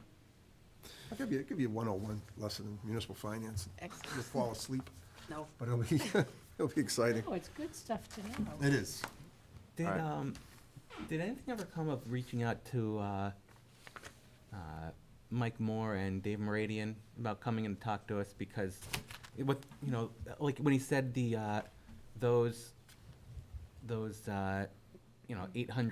to $1 million shortfalls would continue indefinitely, that means overrides are gonna continue indefinitely. And I would really like to have, I would love to have the two of them here for this meeting tonight. I think they should be there for the selectmen's meeting to hear this presentation, because I don't think they have any idea So of here's how my only issue devastating with this bringing is. them here, is I don't know what we would say to them that would be productive, to be honest with you. No, I agree with Dan, they should have been here for the presentation to hear all of this. I don't think they have a clue as to how devastating I mean, our they come future in and years they- are going to They be. come and they brag about giving us, you know, an extra like $30. $30. They $90,000. have no clue that that's Yeah. nothing compared to the problem we have. What we need to do is, and towns all across the state are doing this and need to continue doing this, is let them know that, look, that's a great start, we're happy for the cities, but guess what? Now you gotta Your work on middle suburbs America. Yeah. are still bleeding and hurting, and you guys have got to go back to the legislature and make more profound changes to the way we fund our schools. Now, it might help if we had enough, and this, in theory, should be their job, but maybe some suggestions. One thing that I've always advocated for and would continue to advocate for is this whole thing with circuit breaker, blah, blah, blah, needs to just go away. And we should only pay per student, whatever the average per student is, and every dollar over that, every dollar should be paid by the state. No one small town should find themselves $500,000 in the hole, you know, for 10 years because they happen to have, you know, some very high needs, you know, out-of-district special education students. That's ludicrous. And if they're lucky, they might get about 60% of that or less paid for by the state. Well, where is some tiny little town like Shrewsbury that tuitions everybody out supposed to come up with that kind of money? And God forbid we got 4 or 5 kids like that, and all of a sudden we're $2 million a year. Where are we supposed, we can barely come up with this, we're supposed to come up with another, and again, so the fund that the state's gonna give us maybe half of that, we still have to come up with another million? No. That whole thing needs to go off the table, so locally we can fund basic school services and let the state spread out the cost for all those, you know, very high needs, extra special ed students, and not pit towns against each other. I don't know if this has ever happened in Massachusetts, but I've heard stories in other places about it, like you pay off a family to go move somewhere else, you know, or you get a family that's felt unwelcome, you know, that Where'd they you feel get the money pressured to pay to off move. a family, not this You town, know, we don't have but it. I'm just telling you that, yeah, and maybe it's not heard, maybe this is all apocryphal and it's never actually happened, but again, and so this is something I would say to David and to, Michael, is, you know, I would like to see you push legislation that gets special ed funded 100% by the state. And let us concentrate just on, you know, average, and we'll contribute part of the special ed as much as we contribute for every other student, but you guys gotta come up with the rest. And that would be hundreds of thousands of dollars a year for us, and for some larger cities, that could be a couple $1 million So, I that they mean, now have available. As a taxpayer and a voter, I've definitely reached out to both David and Michael to express my dismay at how this whole thing has gone down. And I encourage other people to do that. In terms of getting them here to kind of experience what's happening here in Grafton, particularly Dave, we've got a couple of opportunities. I'm expecting at some point we'll have a TRICOM meeting, so we certainly could bring them, invite them to that meeting. We also have our budget presentation from the schools, so we can invite them to that meeting as well. So I think those are 2 good opportunities if we want to bring them in and have them say what's going on in, you know, at a state level and what the plans are going forward. This legislation isn't even passed yet, so I don't know how much they would be able to tell us necessarily. Right, and I'm still trying to catch up. Where is Tim with projections for 5 years? Has he presented anything new since the last that he sent out? He updated the projections, which were sent out by Sue, which included the 5.9 ask from the schools. So that's what's happened so Okay, far. I'll have to And go that's back what and their- check. That's what their presentation was based on. Right, the 5.9. Tonight. Yep, and that 804 is based on what Tim is carrying at 3.7 versus the 5.9 that they believe That's they right. need. So they're still getting 1 point X amount of millions of dollars increase, but it's not enough to sustain what they have. causing those reductions to cover the Right. personnel costs. That's right. Okay. That's right. So So that's did- the concern that I have, is that we have presumably a level service budget on the town side, and then a subtraction from the available revenues. And the projection shows that the schools get the rest, which is that 3.7. That's how it's always been. And that's not a good way to do I, it. that's how it's always been is for the past Gotta 10 put a- years. but That's But- why, I'm sorry, so I don't mean to interrupt, but that's why the communication between Tim and Jay needs to, Agreed. needs Because to the increase. They need projection to should talk have been together. the town and the school putting together the projection as a whole budget. Before I even start putting an operating budget together, I sit down with the school superintendent, and I say, okay, what are you looking at? What are your needs? Here are my needs. Here's what the money is. Let's talk about this. And it's a team effort. It's not, okay, I need to level the municipal budget, so now you're gonna get, you're gonna get the leftovers. That, So- it can't work that way. I think capital has gone down the same road now. Yeah. That's my observation. So to get back to his 5-year projections, did he say how he got to his level service? Because there were positions that were taken out of that operating budget in a car and that were put on a warrant for one-time money. Did he put those back in? It wasn't that detailed, no. Yeah, I didn't It think didn't so. include the police, the budget projections didn't include the police cars. It didn't include things like, we've been carrying that economic coordinator position. That's not been funded as a operational expense. We've been kind of, so there's a lot of things like that.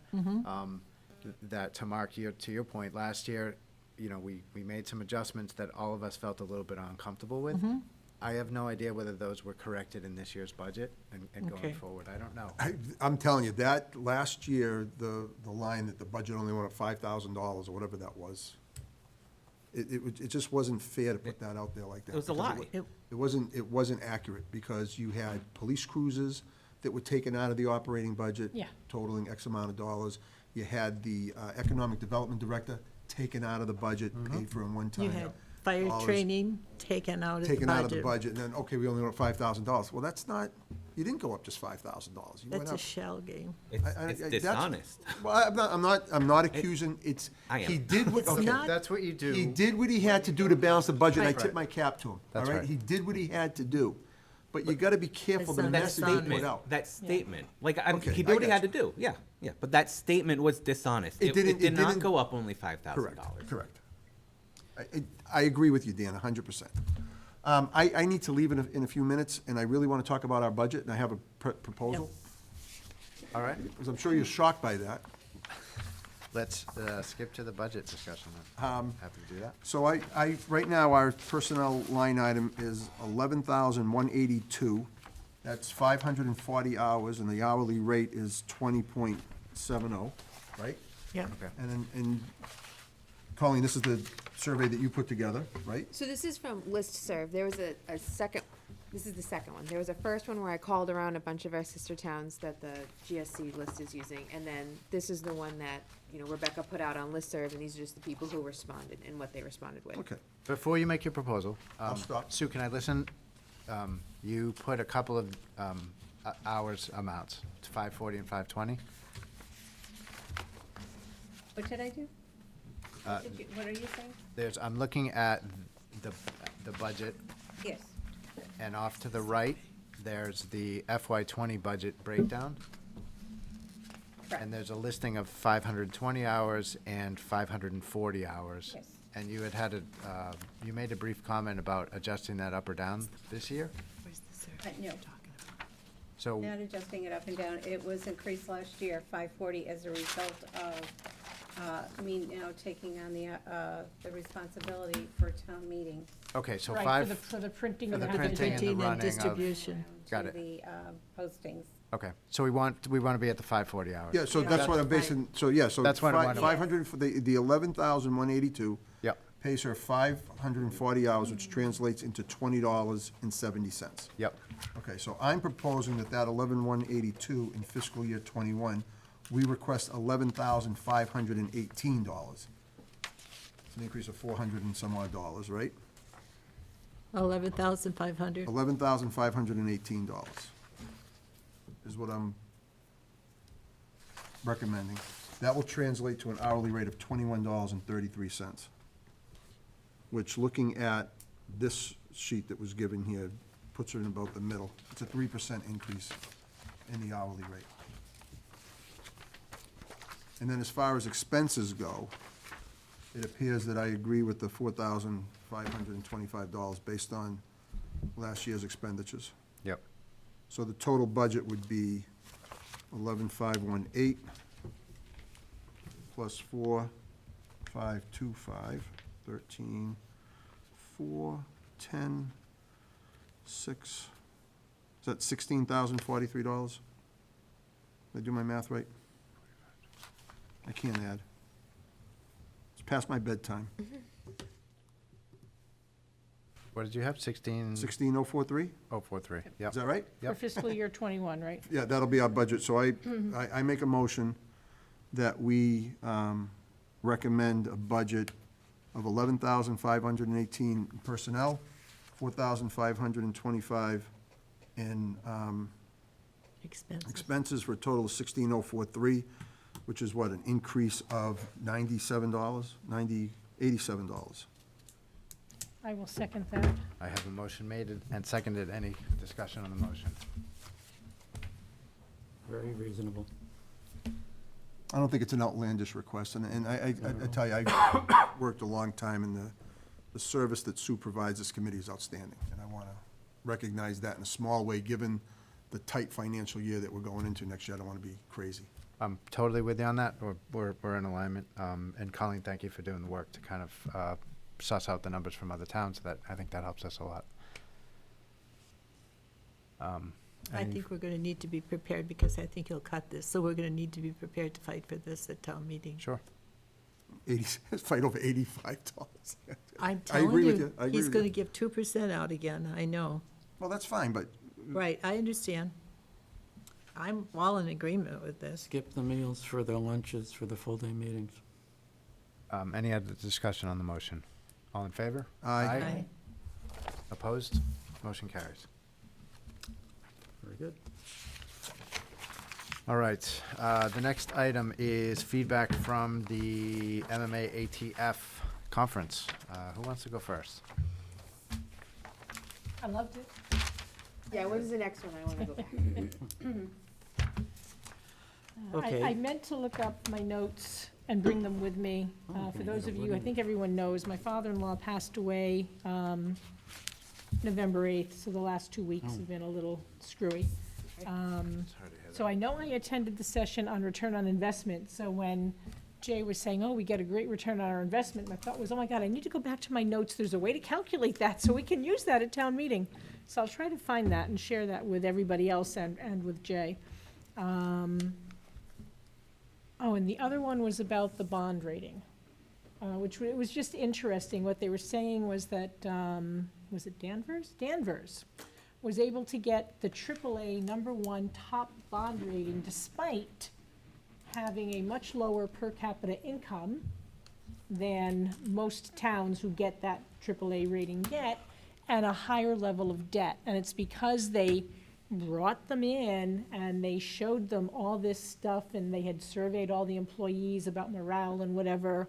And one of the things that S&P cited when they awarded them this rating, was their collegiality and the teamwork, that the sense of esprit de corps that Management. permeated the entire town, municipal, school, everybody. So it was a fascinating presentation. management plays a huge role in the review. When we got our AAA bond rating in Groton, we were A1 community when I got there, and we raised it to AAA. And we brought Standard & Poor's out, we drove them around, we talked about our management, and we had everybody involved in the discussion. So you're 100% right in that. So it was very interesting. And they talked about how much it saved them. Thank you. This was fun. Thank you for, I tell you, thank you so much for scheduling the Yeah, schools that tonight. was wonderful. Glad we got the conversation started. That was Colleen, my very- office stands. You ever want to get bored on municipal finance? Absolutely. Happy holidays. Same to you. Happy Thanksgiving, everybody. You too. Now the meeting will probably be focused, and I won't be interrupting. Well, that's true. Oh, but I'm still here. Yes, Good night, everyone. good night. Okay, comments on that ATFC thing. The best part for me was Can chatting you speak up with, a little bit more? chatting with people who worked in other towns like Wareham, which has a population of 22,000 and a budget under 60 million. They have some benefits, including marijuana. They also made it very clear that they have a very lean staff. They run very light. Concord is another 90-10 town, and that's the way they want to keep it. And they're just happy doing that. And I also talked to the guy from Northborough, who is, you know, the leader of all things. Unfortunately, the one presentation I went to, the budget presentation that focused not on budgets, but on how to get the GFOA Cool Budget Award. And a couple of us were in that. I wanted to learn more about budgeting and techniques and whatever, but no, he didn't It's cover too that. bad. The food was good, but the line was curiously long. But really, talking to the other people was really the best part of it. Yeah, I could spend the whole day doing that. the GFOA award versus budgeting, I felt like last year I got that same kind of experience with the credit rating one, where it was not the credit rating one. It was billed as financial policies. Yes. But it turned out to be all about using financial policies to improve your credit rating. And this one turned out to just be using budgeting practices to get this budget presentation award. Yeah. So, yeah, it was a little frustrating that they seem to have an issue with, you know, accurately naming some of their workshops. Yeah. Interesting. There was also a presentation on financial trends monitoring. And this is Northborough, Coderre. And he uses the, I forget who put it together, but the example is Salinas, Kansas. And this whole system is a whole series of spreadsheets that you can fill in, and they will help give you a picture after several hundred pages, a complete picture of where your town stands, what's good, what's bad. And it all gets winnowed down to the red, green, yellow kind of charts that you can say in one page, we're okay or we're in trouble. This was Coderre also doing this, and I thought that presentation was of value, especially since they were using something with which I was familiar, and it comes at sort of a good time. Did Northborough do that, or did they set, or did Northborough they uses pay that every agent- year. Did they use an agency to do that? No, they now fill it in themselves. Oh, they fill it in They're themselves? using the guidelines published by the other national management company, group, agency, whatever. Very useful stuff. That would be an interesting exercise for us to do. I enjoyed that. The financial trend monitoring presentation I thought was excellent. The insights that he was able to demonstrate from the graphics and the financial trends that he was showing were very spot on. They were very tangible, very kind of pragmatic.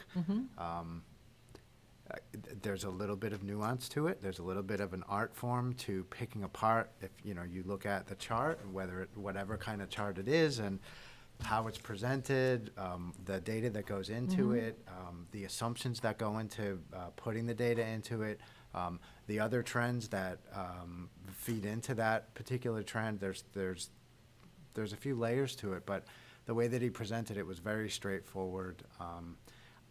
The thing that I was struck with that day was I also enjoyed a lot of the conversations, was just how specific each town's problems were. Because I was kind of going around and I was relating to the general problems that everybody else was having, but it didn't seem like anybody else had the same problems as Grafton. We have our own mix of variables.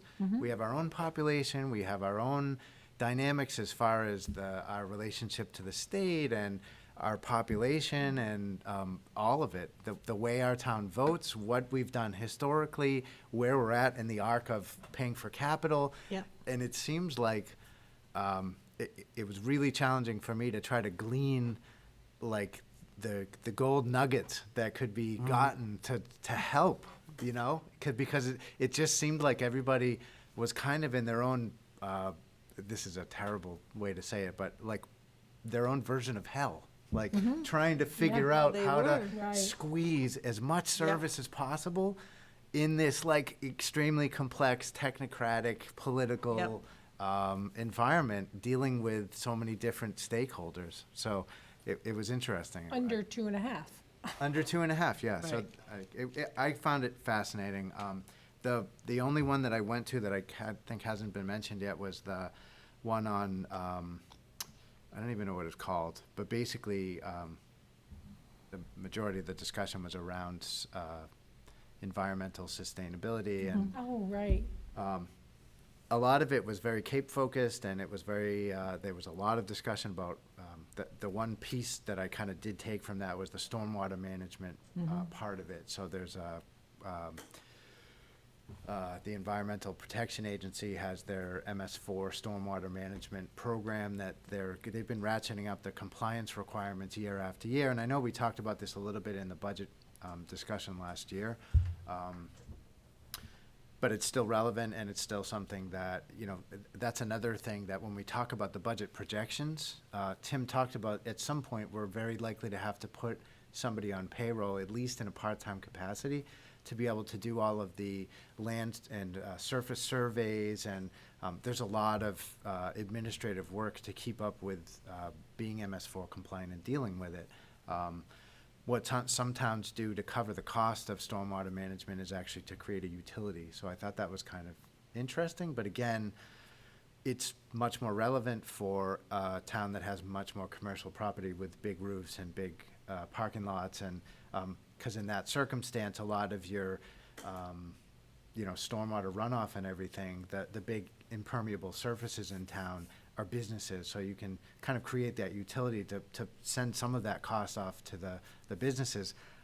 It obviously it couldn't work that well in Grafton, so it's a great idea, but as a practical matter, it's sort of like the discussion about, well, we should have different tax rates for businesses and residents, and it's just not that meaningful with such a small commercial tax base. But what might be interesting about that is looking forward.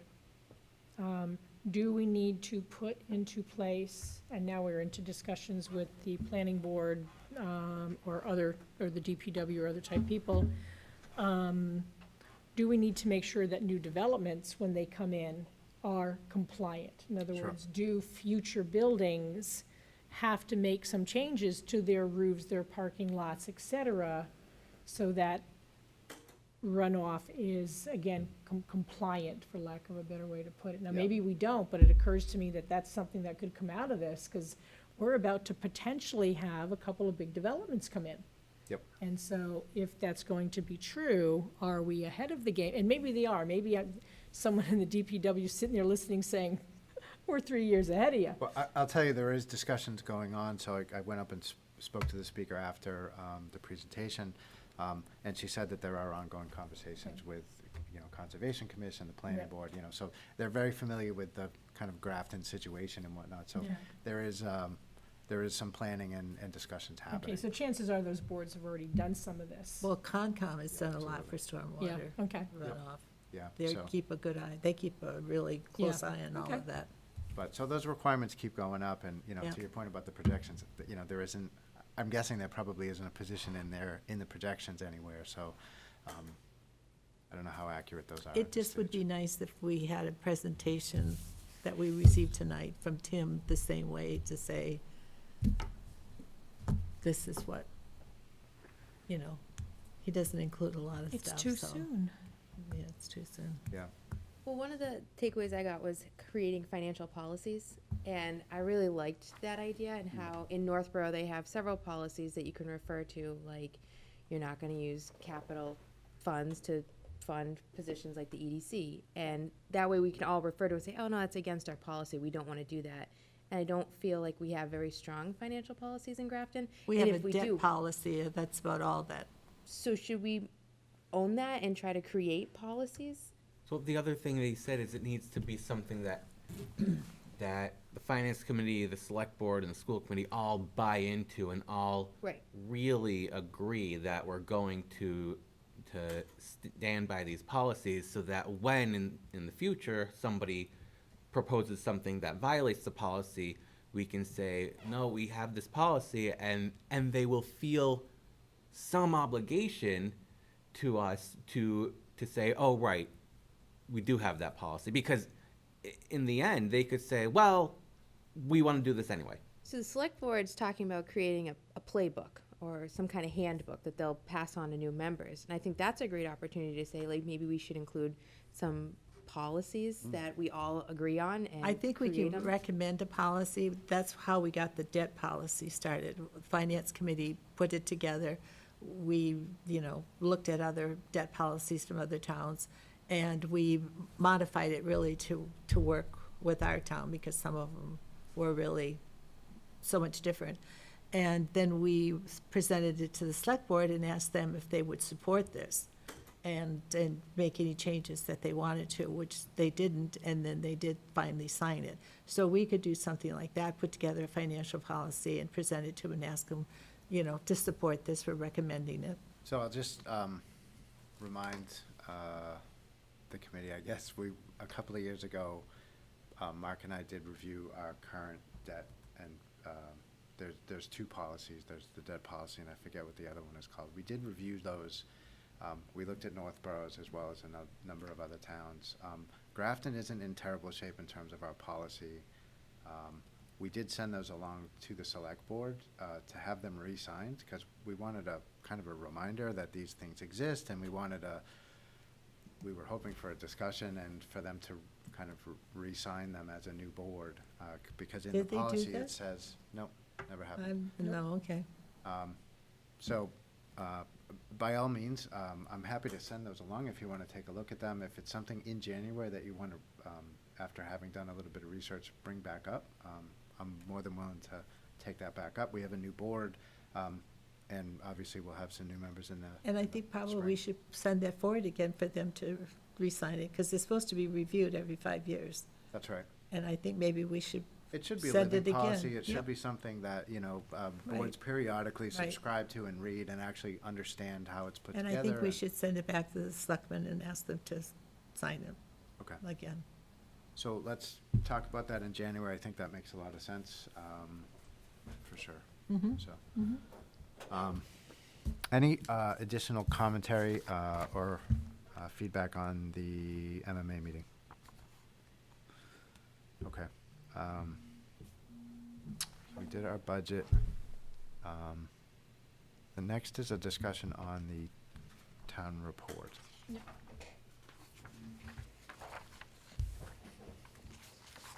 Okay, so I had volunteered to draft the report for the annual report for the town. Yep. It is a draft. As you heard me mention, my last couple of weeks were somewhat unexpectedly crazy. The only thing I need to quote, fill in, if you look at the last page there, well, second to last page, page 3, I don't have the numbers for the expenses or for the reserve fund transfers. I wanted to check with you to make sure I get those correct. Yes, I usually put those together, Irene. puts that in. and I Yeah, she include- does all I that. included those. Oh, okay, so if you the look space at for here- them is there, obviously. Yep. It comes from, the town accountant's Okay, report. yeah, and I was thinking maybe it came from like the town meeting, like, Article 1 or whatever, but I said, you know what, I'm just gonna wait and talk to Sue, I'm not gonna screw this up, so. So it's on the those- back Those will go in there. of your, Ah, there they are, thank you. Okay, so it's what we've done, Nice. the transfer Yep. requests that we've approved for the year, FY '19. yep, And who's on the committees, we can review that, make sure, and okay, pretty much that's it, as far as that is concerned. yep. Okay, so then Is that that's on the back? obviously all housekeeping, yeah. Okay. We had I presented this on the 17th as well, or the 21st as well. I thought we had a transfer for Village Dairy legal settlement. That's the share. This is that was for FY '20. Got it, okay.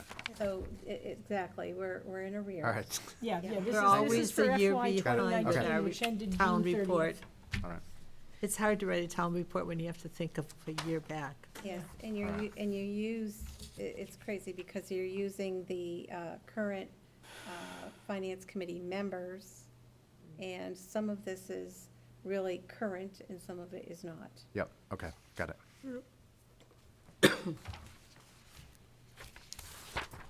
Okay, so you prettied up my, I'm serving on which committees? Yes. Okay. Nobody on CIPC? The top one. The very first one, CIPC? What? Capital Improvement Planning Committee, no rep? Where are you? The Oh, one go, I'm go to looking the at. last Go on the page. The back. Go on the actual last ones are page. on the last page. Oh, okay. Yeah, Sue prettied that up for me because I was missing a couple. So the Shared Services Committee, it was not in the town report last year, and I had a message into the town administrator and assistant, and I have no reply. So, but as far as FY '19 is, you are a member, Yep. you represent Finance Committee on Shared Services. Yep. So it will be on this one, but we need to find out if it's a defunct committee I or not. think it is, but Right. Okay, yeah, and again, and some of these, again, that's why I said it was a draft. I knew that, I couldn't remember which ones came online, offline, the whole capital improvement and planning by law, et cetera, yeah. Okay. I guess there's one line that bothers me, Okay, go ahead. and that's on the second page. Yep. Where it said, the last paragraph, this Yep. is not to paint a picture of doom and gloom. I would just like to put that out, and just put in that this paints a picture of a very real budgetary pressures the town faces. Okay, that's fine.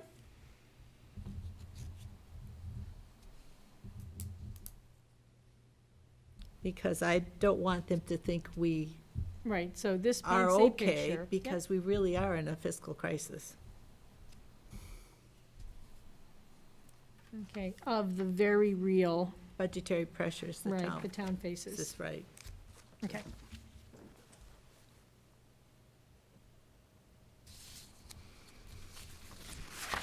Otherwise, I thought it was pretty good.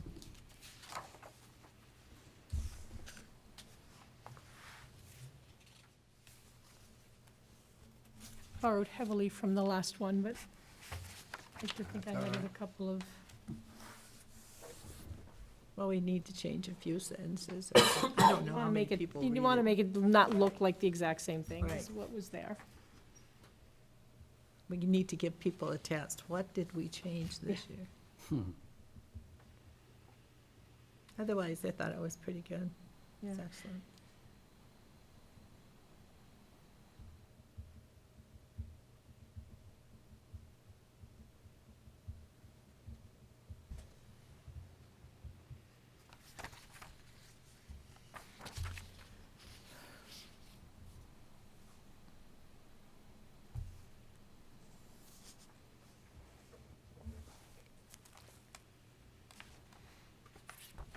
Yeah, and I talk about the fact that we're going to a minimum aid district. Right. So we're not going toward there already, right?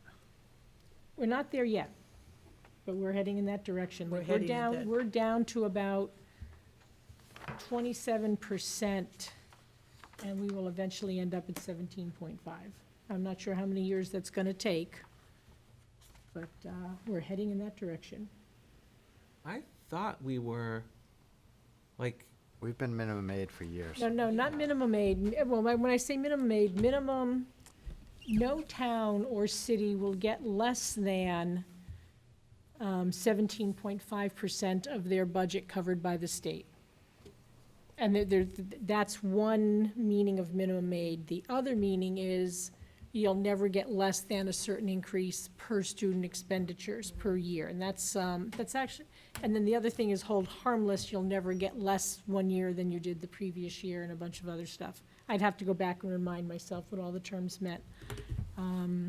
So yeah, so I'm using it in the sense of the minimum they can give us for our budget is 17.5%, and we are headed in that direction. We're getting more now, but we're gonna end up at 17.5%. But I thought that, like, we're classified as a minimum aid district already. Right, but not, but that's in the yearly increase per student. That's not for the total amount of budget they'll fund. But that's like the official term that they Right. use. So to say that we're approaching becoming a minimum aid district, Let me take a look at that, okay? I have to look it up I to think that needs to be reconfirm. cleaned up. Yeah, let me look it up. I've got it at home. I just don't want to confuse people, because, Right, I'll look it up and clarify and make All right. sure that I get it right. cool. Okay. Just for perspective, about 10 years ago, we used to get 25% of our budget back from the state. More recently, we're running around 20 point something percent, and now we're Yeah. We veering were over going even 30. lower. There were years when we were over 30%. I went back looked at the last 10, would be now the last 11. Yeah, it's been trending down consistently. Yeah. maybe we should include that in here. That, the state aid as a percentage of our budget decreases every year. Yeah. Yeah. Yeah, I think that would be Our worth budget putting. goes up 3, 4, 5%, where the biggest nugget, the chapter 70, comes back in at 1 point something. Yeah. percent. Ding, gap. Yep. Yeah, because if we're saying in here that the, Yeah, so I will work on this paragraph and get another. All right. Yeah, if you just want to Another put some version out to you historical guys. Yeah. context in there, Mhm. I think that's fine. Yeah. Makes sense.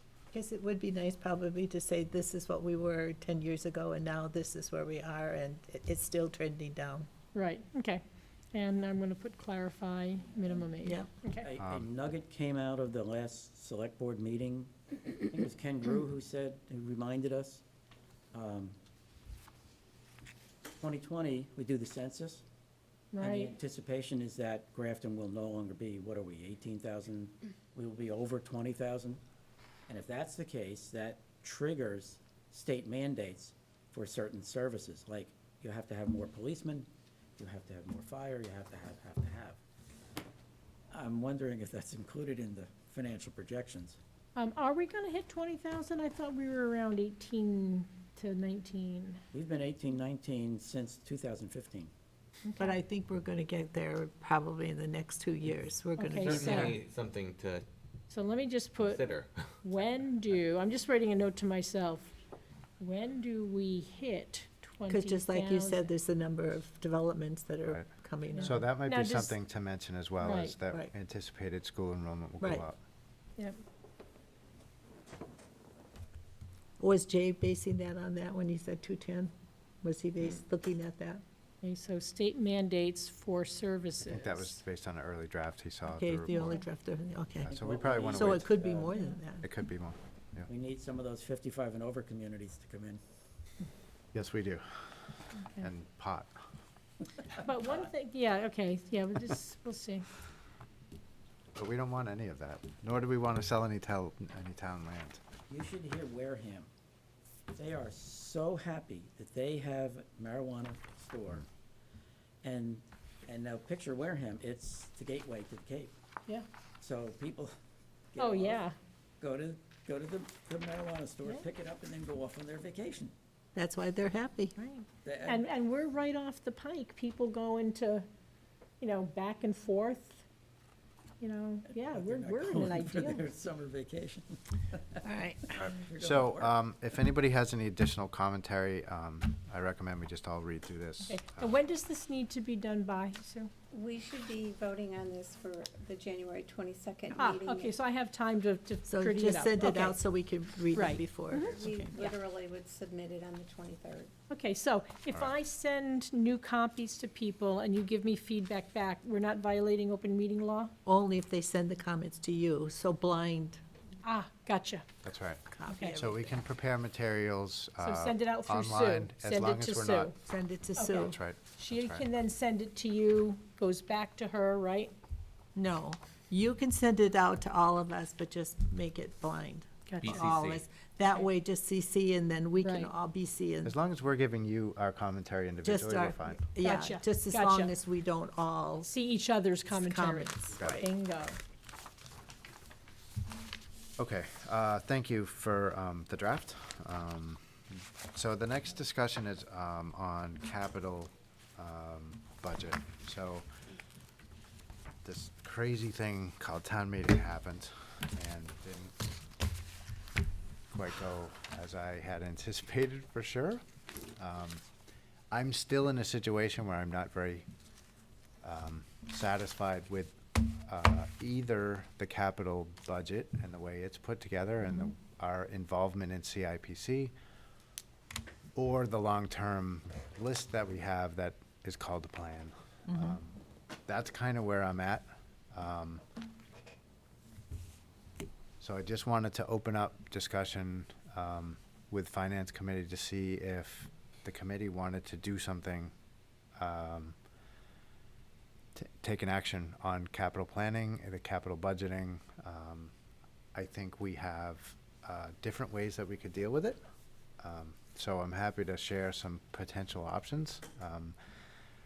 Ultimately, this isn't, shouldn't be about me and what I want, so I really just want the committee to kind of discuss what you want to do, and I'll take your direction, if there's any direction to be taken, I guess. I think that some potential options for us would be to, well, and I guess before I outline those, I'll say that Doreen DeFazio has reached out to me as a CIPC member and has asked to meet on the 10th of December. So, as a committee. So we're going to workshop CIPC. So one option would be to just wait until that workshop has happened.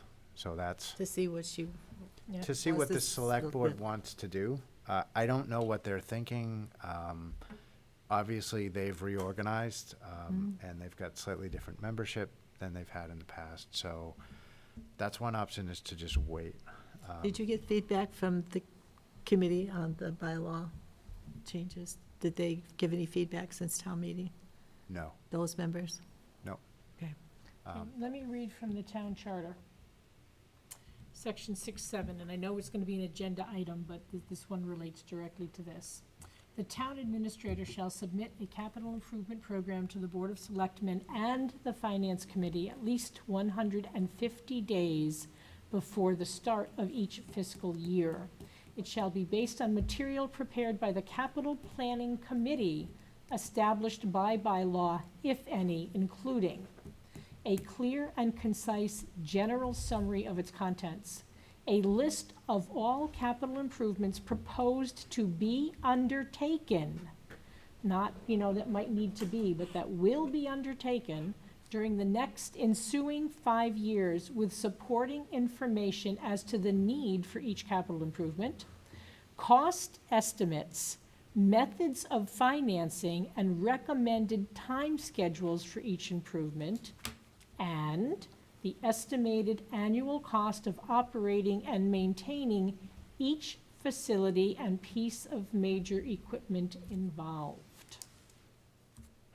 This information is to be annually revised by the town administrator with regard to the capital improvements still pending or in the process of being acquired, improved, or constructed. And that's why we had the CPC bylaw committee formed, so that they could put in a bylaw Yeah. to facilitate Yep. that better. So we got a lot of feedback at town meeting on the bylaw. I think that feedback is useful. What I heard at town meeting was that there were some concerns about specific types of capital projects. CPC was one that came up pretty strongly, I guess. Tim mentioned vehicle transfers. I guess those were the two main ones. We had some general commentary. So another potential option would be for FinCom to create a subcommittee to essentially take the bones of the bylaw that was put together by the bylaw committee, and take the commentary from town meeting and respond to that, revise it, and sponsor something for town meeting. That's certainly an option that we could do. I We like need a that idea. diagram.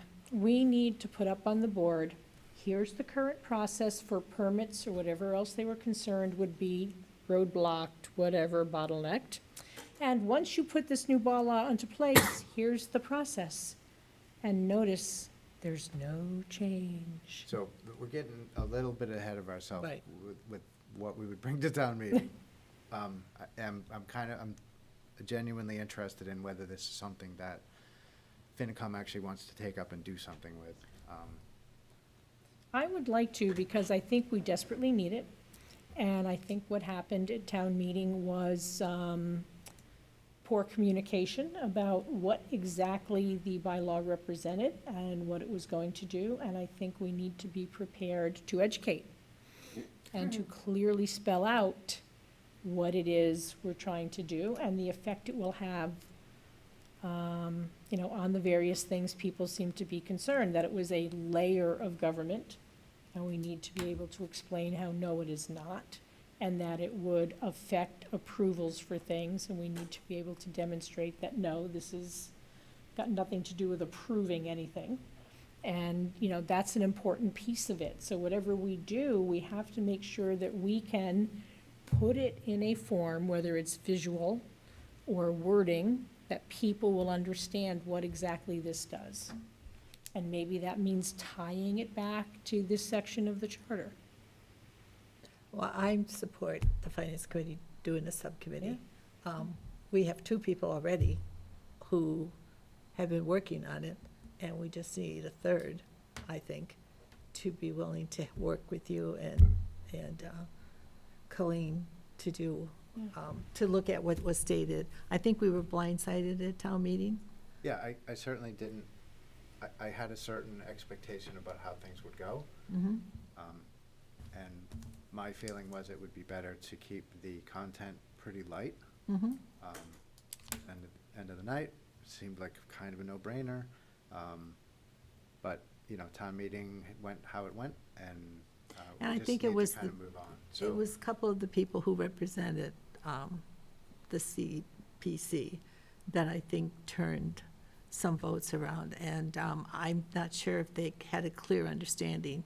And I thought the people that were here that night understood that we weren't asking them to submit things to us except for a list of the things that they've already done. I thought that was pretty clear, but then at town meeting, they made it sound totally different story. So, yeah, I think we should take it back. I think it's worthwhile to take it back. Yeah. So I'll be one other happy option to that I'll just join. throw out there is, Finance Committee already meets with every single budget holder. So there's nobody that can tell us the direction that those conversations go in. At the end of the day, we have to be comfortable going to town meeting and making recommendations, particularly on the budget, on lots of other things. Right. But a big part of that budget, $1 million a year of that budget, is capital. So there's no Right. reason at all that Finance Committee couldn't focus on capital in those budget discussions without any bylaw, without any CIPC. That's absolutely an option for us, is to just bring capital into the conversation with each of the budget holders as a part of the budget process. And I So- think the people that I meet with, I usually ask what you have on the capital list. And usually they have put something, but it's never been brought forward. Yeah. So what It's that not part doesn't do, though, is that helps with the current year budget Right. process. What that doesn't help with, and a big part of the bylaw was the long-term planning process, because as Jay mentioned in his meeting, he's abandoned the idea of a capital plan. Now he just has a list, because really, that's what we're left with. That's what it with is. 5-year capital plan, it's just a list. There's no actual plan to fund and deliver capital projects over time that exists. Which, by the way, the charter says there should be. I absolutely agree. Yeah. Right. So, Yeah, so that, if we were to undertake just doing it as a part of the budget process with our discussions, it wouldn't do that long-term planning, it would really be very much focused on current year budget. And asking the department heads, because I always ask what they have currently on their capital for that year, for FY. But I think it would be helpful if we asked all the department heads to submit a 5-year capital plan to us of what they have submitted. Supposedly, they're supposed to have submitted a 5-year capital plan to Tim. So Tim had a budget, capital summit over the summer. Mm-hmm. A lot of budget, a lot of department heads came. I don't think any public came, other than myself and my wife. I was there. Colleen was there, yeah, she was a couple rows up. Yeah, so there wasn't a lot of public input in terms of what the town would like to see, its priorities. Because capital has a lot to do with not just roofs and, it has to do with things like the super park and other, there's capital investment that has a substantial public good associated with it, other than just kind of facility maintenance and that sort of stuff. So Right. there wasn't a lot of input there. But what I didn't see was a lot of consistency in terms of the way things were funded. And I guarantee that what's on the updated 5-year capital plan isn't actually in the projections. That's the other concern that I have about the projections, is that we have these big ticket items that are out there that are on the capital plan. But if the plan is to fund those with a debt excluded bond, for example, that bond payment should show up in the projections to say, we're gonna do this roof, it's gonna cost us about $1.5 million. This is gonna mean that we'll be doing $100,000 in bond payments for the next 10 years. Right. Whatever it is, it should be something that is realistic and actually reflects what the town's needs are gonna be for the next 5 years. And Right. No, our current plan is, gee, is there any money left over at the end of the year? Great. Okay, we can afford to fund these 4. Done. And then everything else just sits there. And then next year, we get to the end of the year and say, gee, there's money left. Quick, do 3 more.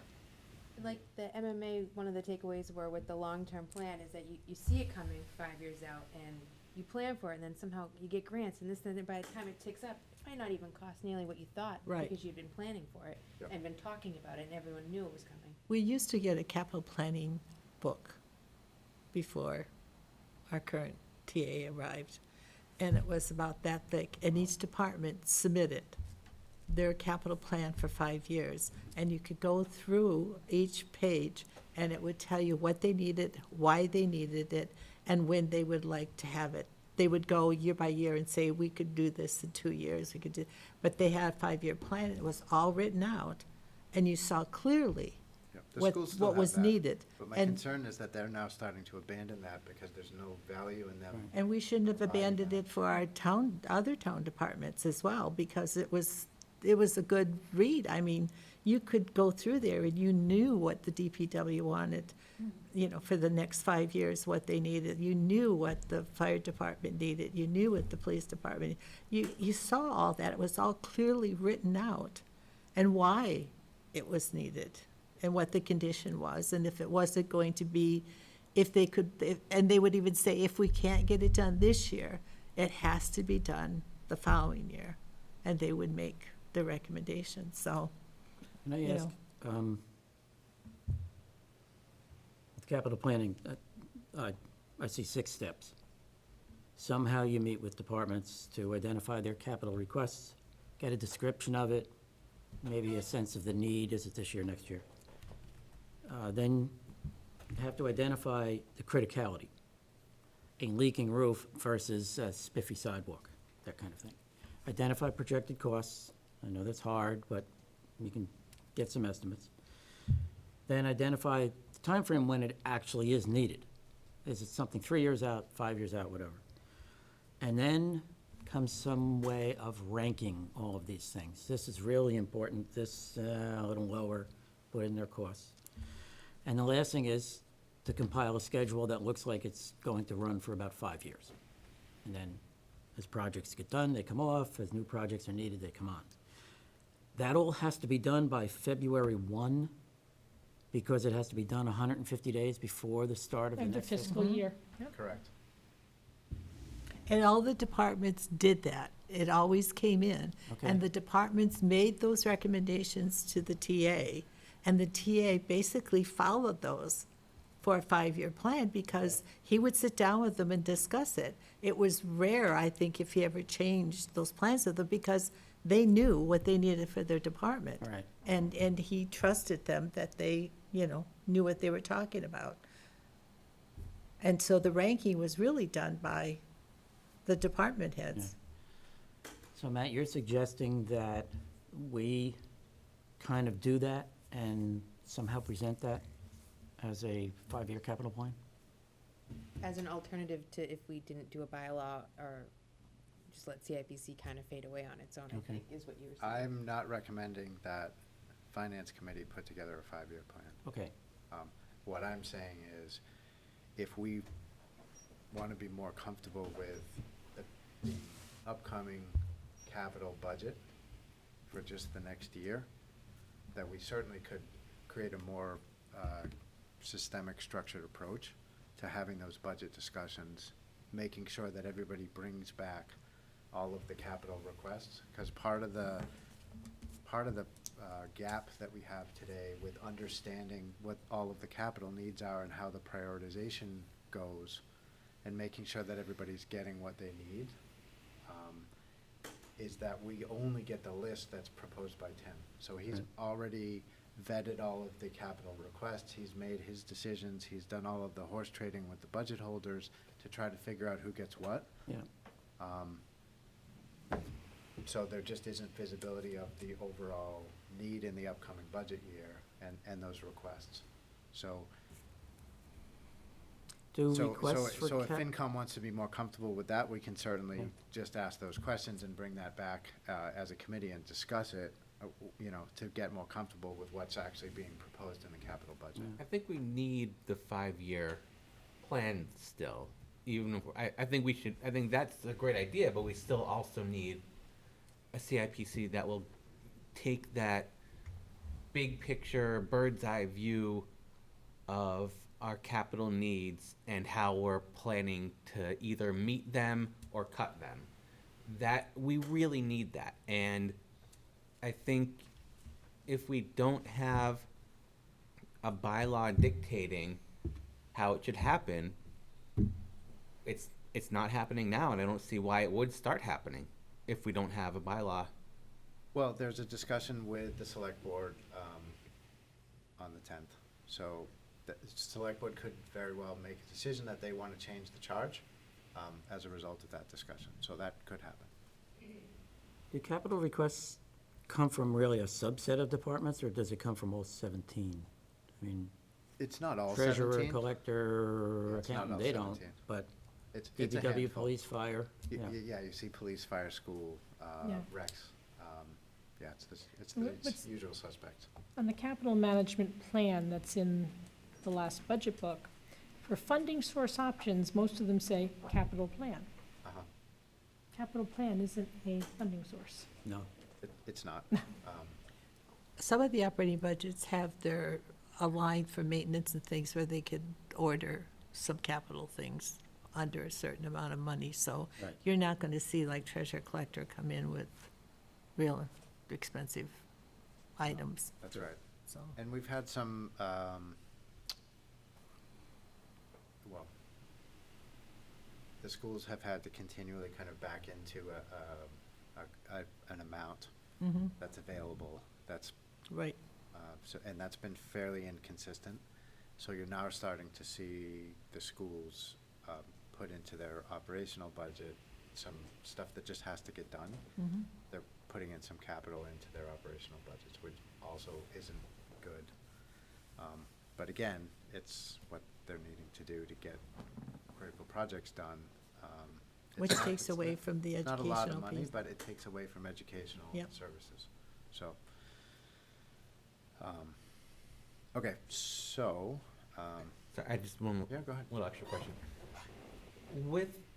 If we did have a bylaw for this, how would that be enforced? Like, what would happen if the bylaw said you know, this person or board or committee needs to do this thing by this date, and they don't, what happens?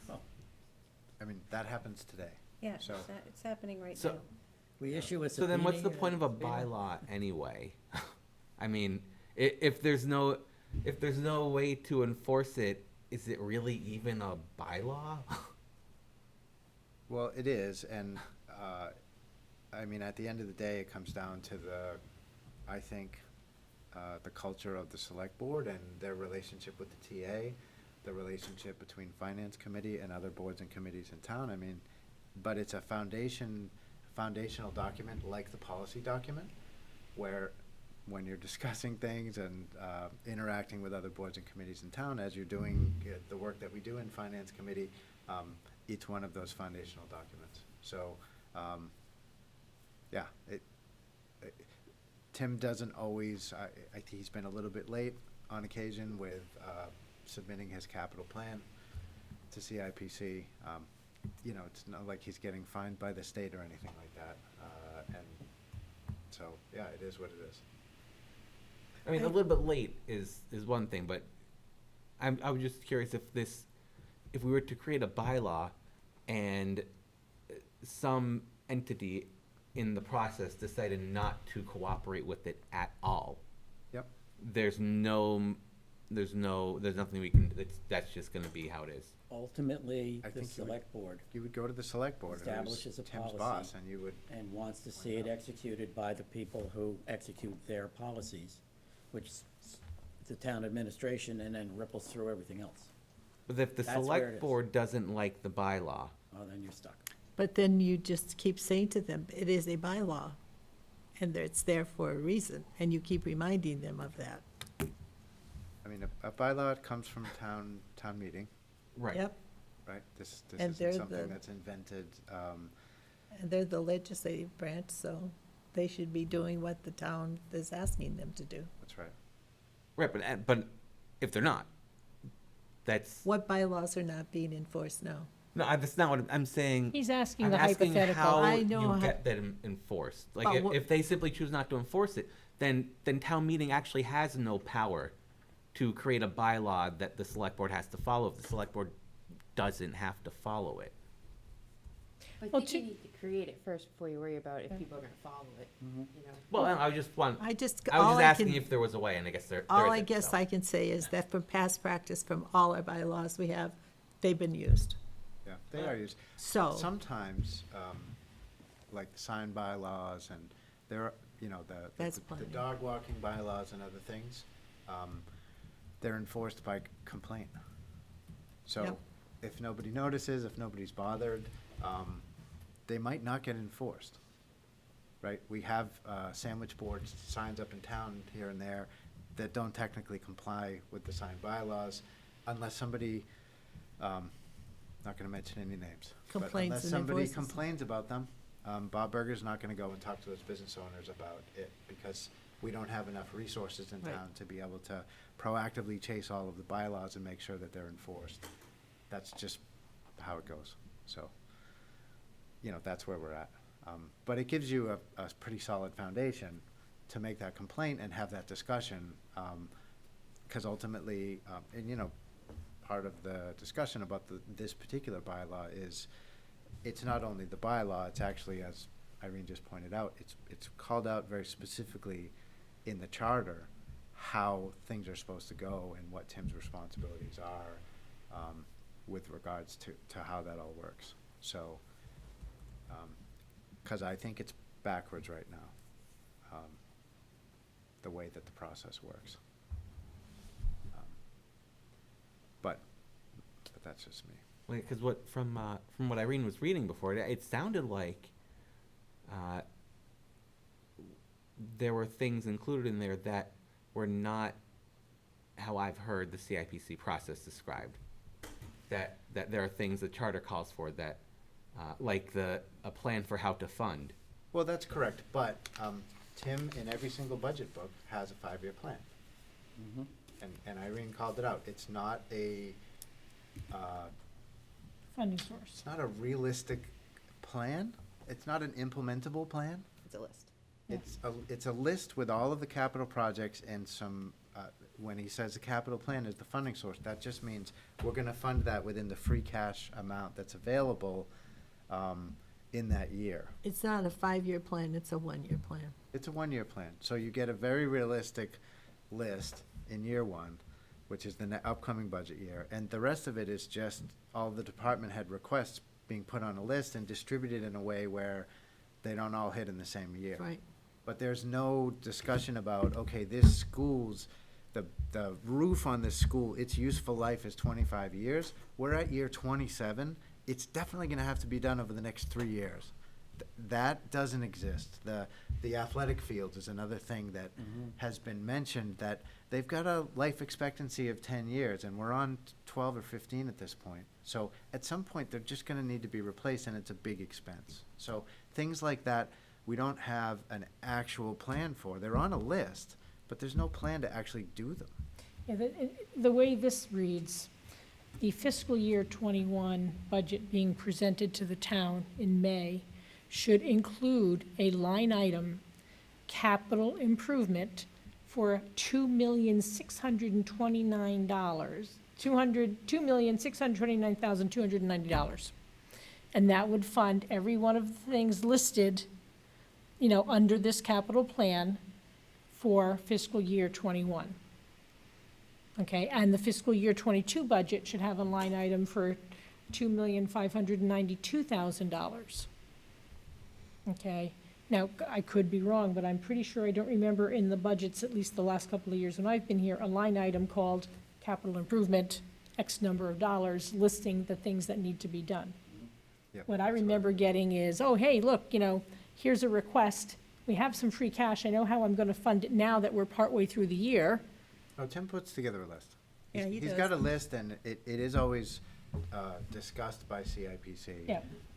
That continues to happen every year, and that will continue to happen this year. But it's not a list that the CIPC put together, though, for It's recommendation. not a list that CIPC Yeah. put together. So CIPC is allowed at this point, based on a memo a couple of years ago, to only look at the list that is submitted by the town administrator of the projects that are proposed for the upcoming budget year.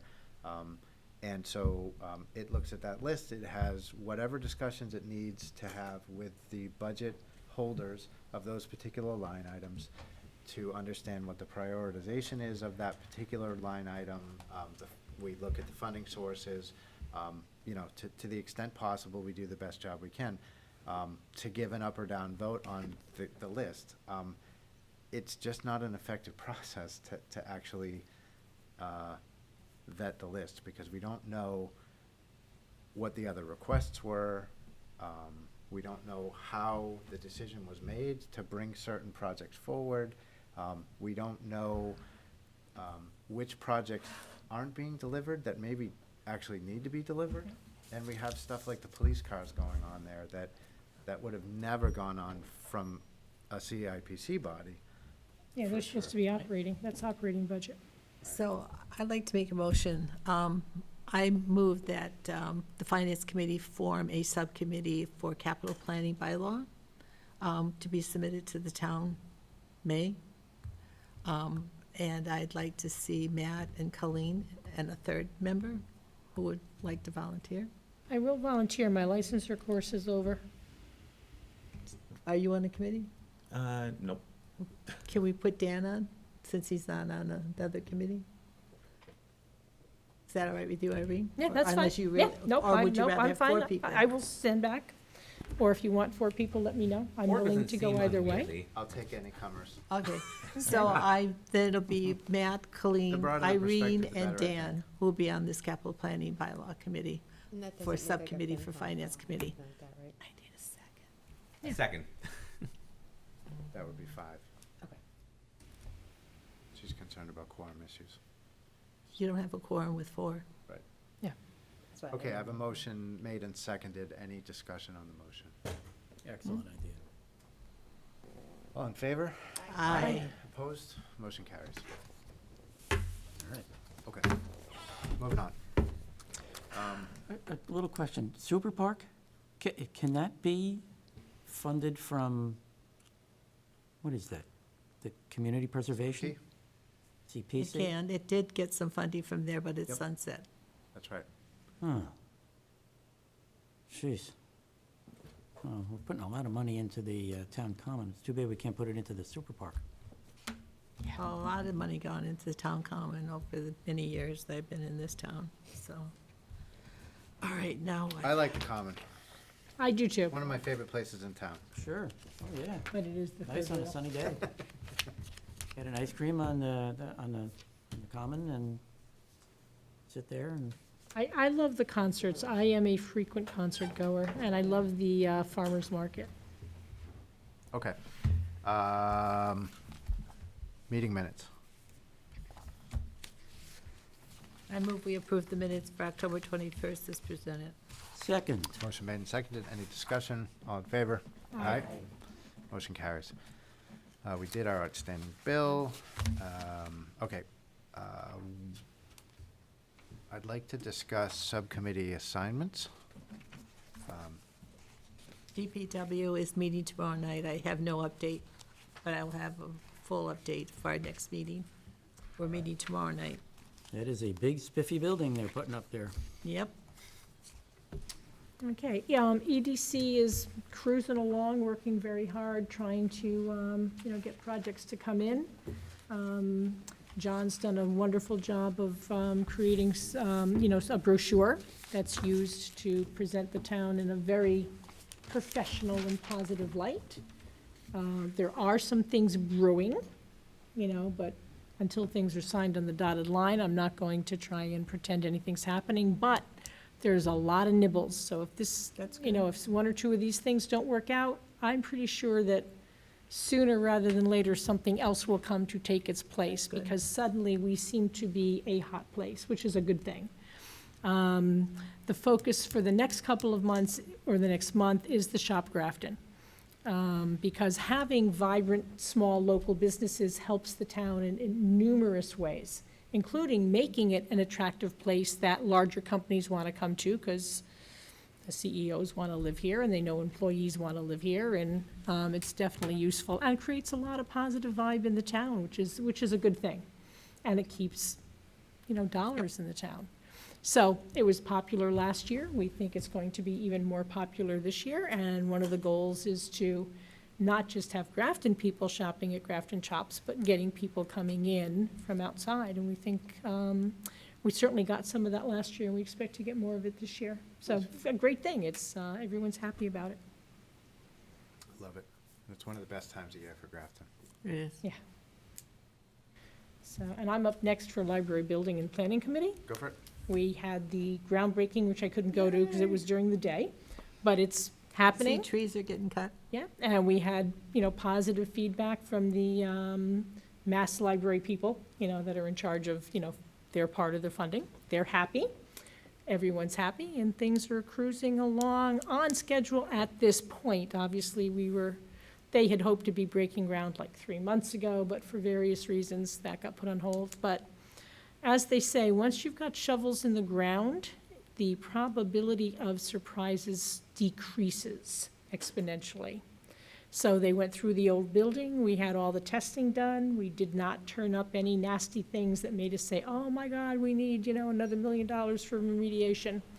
If we haven't turned it up by now, again, there's still a few things that could happen, but the probability keeps getting Yeah, lower I and think lower and they lower. went through that when they did the renovations Yeah. of the library the first time, Yeah. so. So things are looking good and everyone's feeling good. The temporary digs are sufficing. People are pleasantly surprised at how well. And other than parking being an A lot issue, of positive comments about how well they're doing. Yeah. In that all-time. it turned out facility. to be a great space as far as it's flat, it's big, and it's, reasonably sunny and airy, and yeah, It's great. so cruising. Excellent. I guess I'll just give an update on CIPC. We haven't met. There's been discussions about potentially meeting and reorganizing before that workshop with the select board, so I'll report back Okay. once we've had that meeting. Let's see, sustainability. We divided into municipal-focused and school-focused teams. We went through data gathering exercises, including, especially the school has been contacting other towns, asking a series of questions. We've had meeting challenges, my sense, participation issues. People are traveling, they're sick, they're at work, things like that. Probably would be better if we had some kind of regularly fixed schedule. Challenge is for some of the people who are on it, their regular fixed schedules are already fixed. And anyway, so we still have some data to put together and really to identify what are the key data points that we want to look at. Yep. And then be sure that we put them into the proper perspective. It's one thing to say taxes are high, low, medium, low, whatever. And another to say, well, it's because of this or that or that. That's where we stand. I don't know if we will be ready, or when we would be ready for some kind of report. I think a couple people are kind of worn out from a number of other issues. So, yeah, so you mentioned that you were having some schedule difficulty with that in the schools. Do you want to stay on that? Do you want? The schools, I would prefer not to, no. Okay, I can try to stay with sustainability. all right. Does anybody else want to pick schools up? What were you doing with the schools? Just attending the meetings? What I did the last couple of years, I went to their meetings, I got their materials. In fact, when Dr. Cummings was talking about his 5-year projections and all, one of the things that I picked up and I get every year is I've got the 5 years, line item by line item, where he stands, his ask percent, and then his anticipated percent, and what it's gonna mean for his shortfall. They have a number of other things, including the capital plan. They present that, and they walk through it in a very nice book. You can watch the meetings on TV and then go to the school website and pull down almost all of this information. But hearing what they have to say when you're at the meeting puts it into a very worthwhile perspective. You don't have to stay for the entire meeting, although I'll tell you, when something like the 5th graders come in and talk about their cool bouncy balls that they sit on, or the technology teacher who comes in and shows, look how we're teaching kids how to program these little mice to run around, that's worth the price of attendance. But you don't have to stay for those things. And if you have kids, you probably get enough of that anyway. Those of us who are short on entertainment, we get a kick out of it. But, yeah, they meet like every 2 weeks, and very organized in how they go through their budgeting process. They start in the summer and they work right on through it. Yep. I don't have a problem attending. I'm not sure if I can make every meeting. If I can't make it, I'll watch The it on TV. expectation isn't that you make every meeting. I think it's really about school finance. Finances. So when you see agenda items on there, and Yep. just email Laura, and I'm Yep. sure she can give you a heads up when there's. I don't mind doing that. Okay, great. Thank you.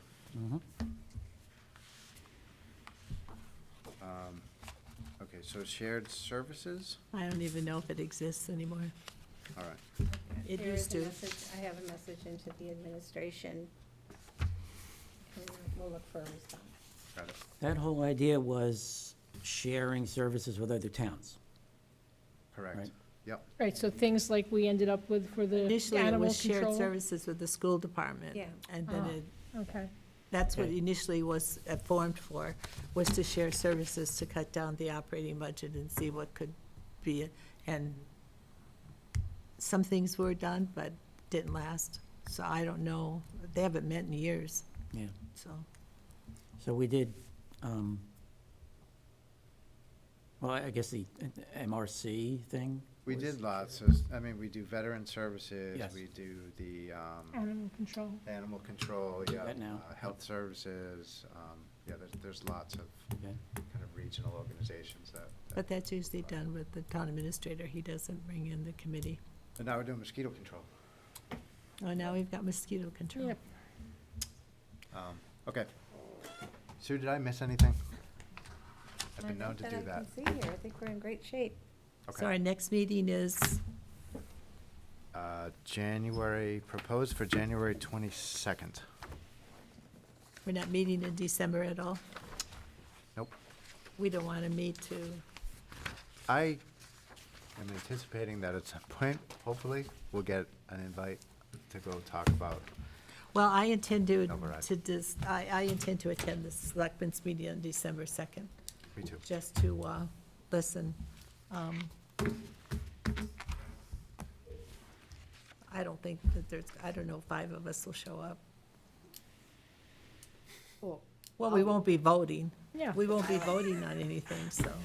What is December 2nd? What did you just The say? school committee's meeting with That's the a Board of Tuesday. Selectmen. Yes. I think, So- wait a minute. We won't be able to do, December if there's 5 of 2nd. us there, we won't be able to do public December comment 2nd. if they allow it. Doesn't make sense. No? December We'll 2nd's be like a Sunday. deliberating. Well, you gonna go? Might, No, think about it. Why don't you just post us, just in case Well, 5 whenever of it us is. show up? Yeah, it would be the 4th, I think. Be on the 4th or safe 5th. side? Yep.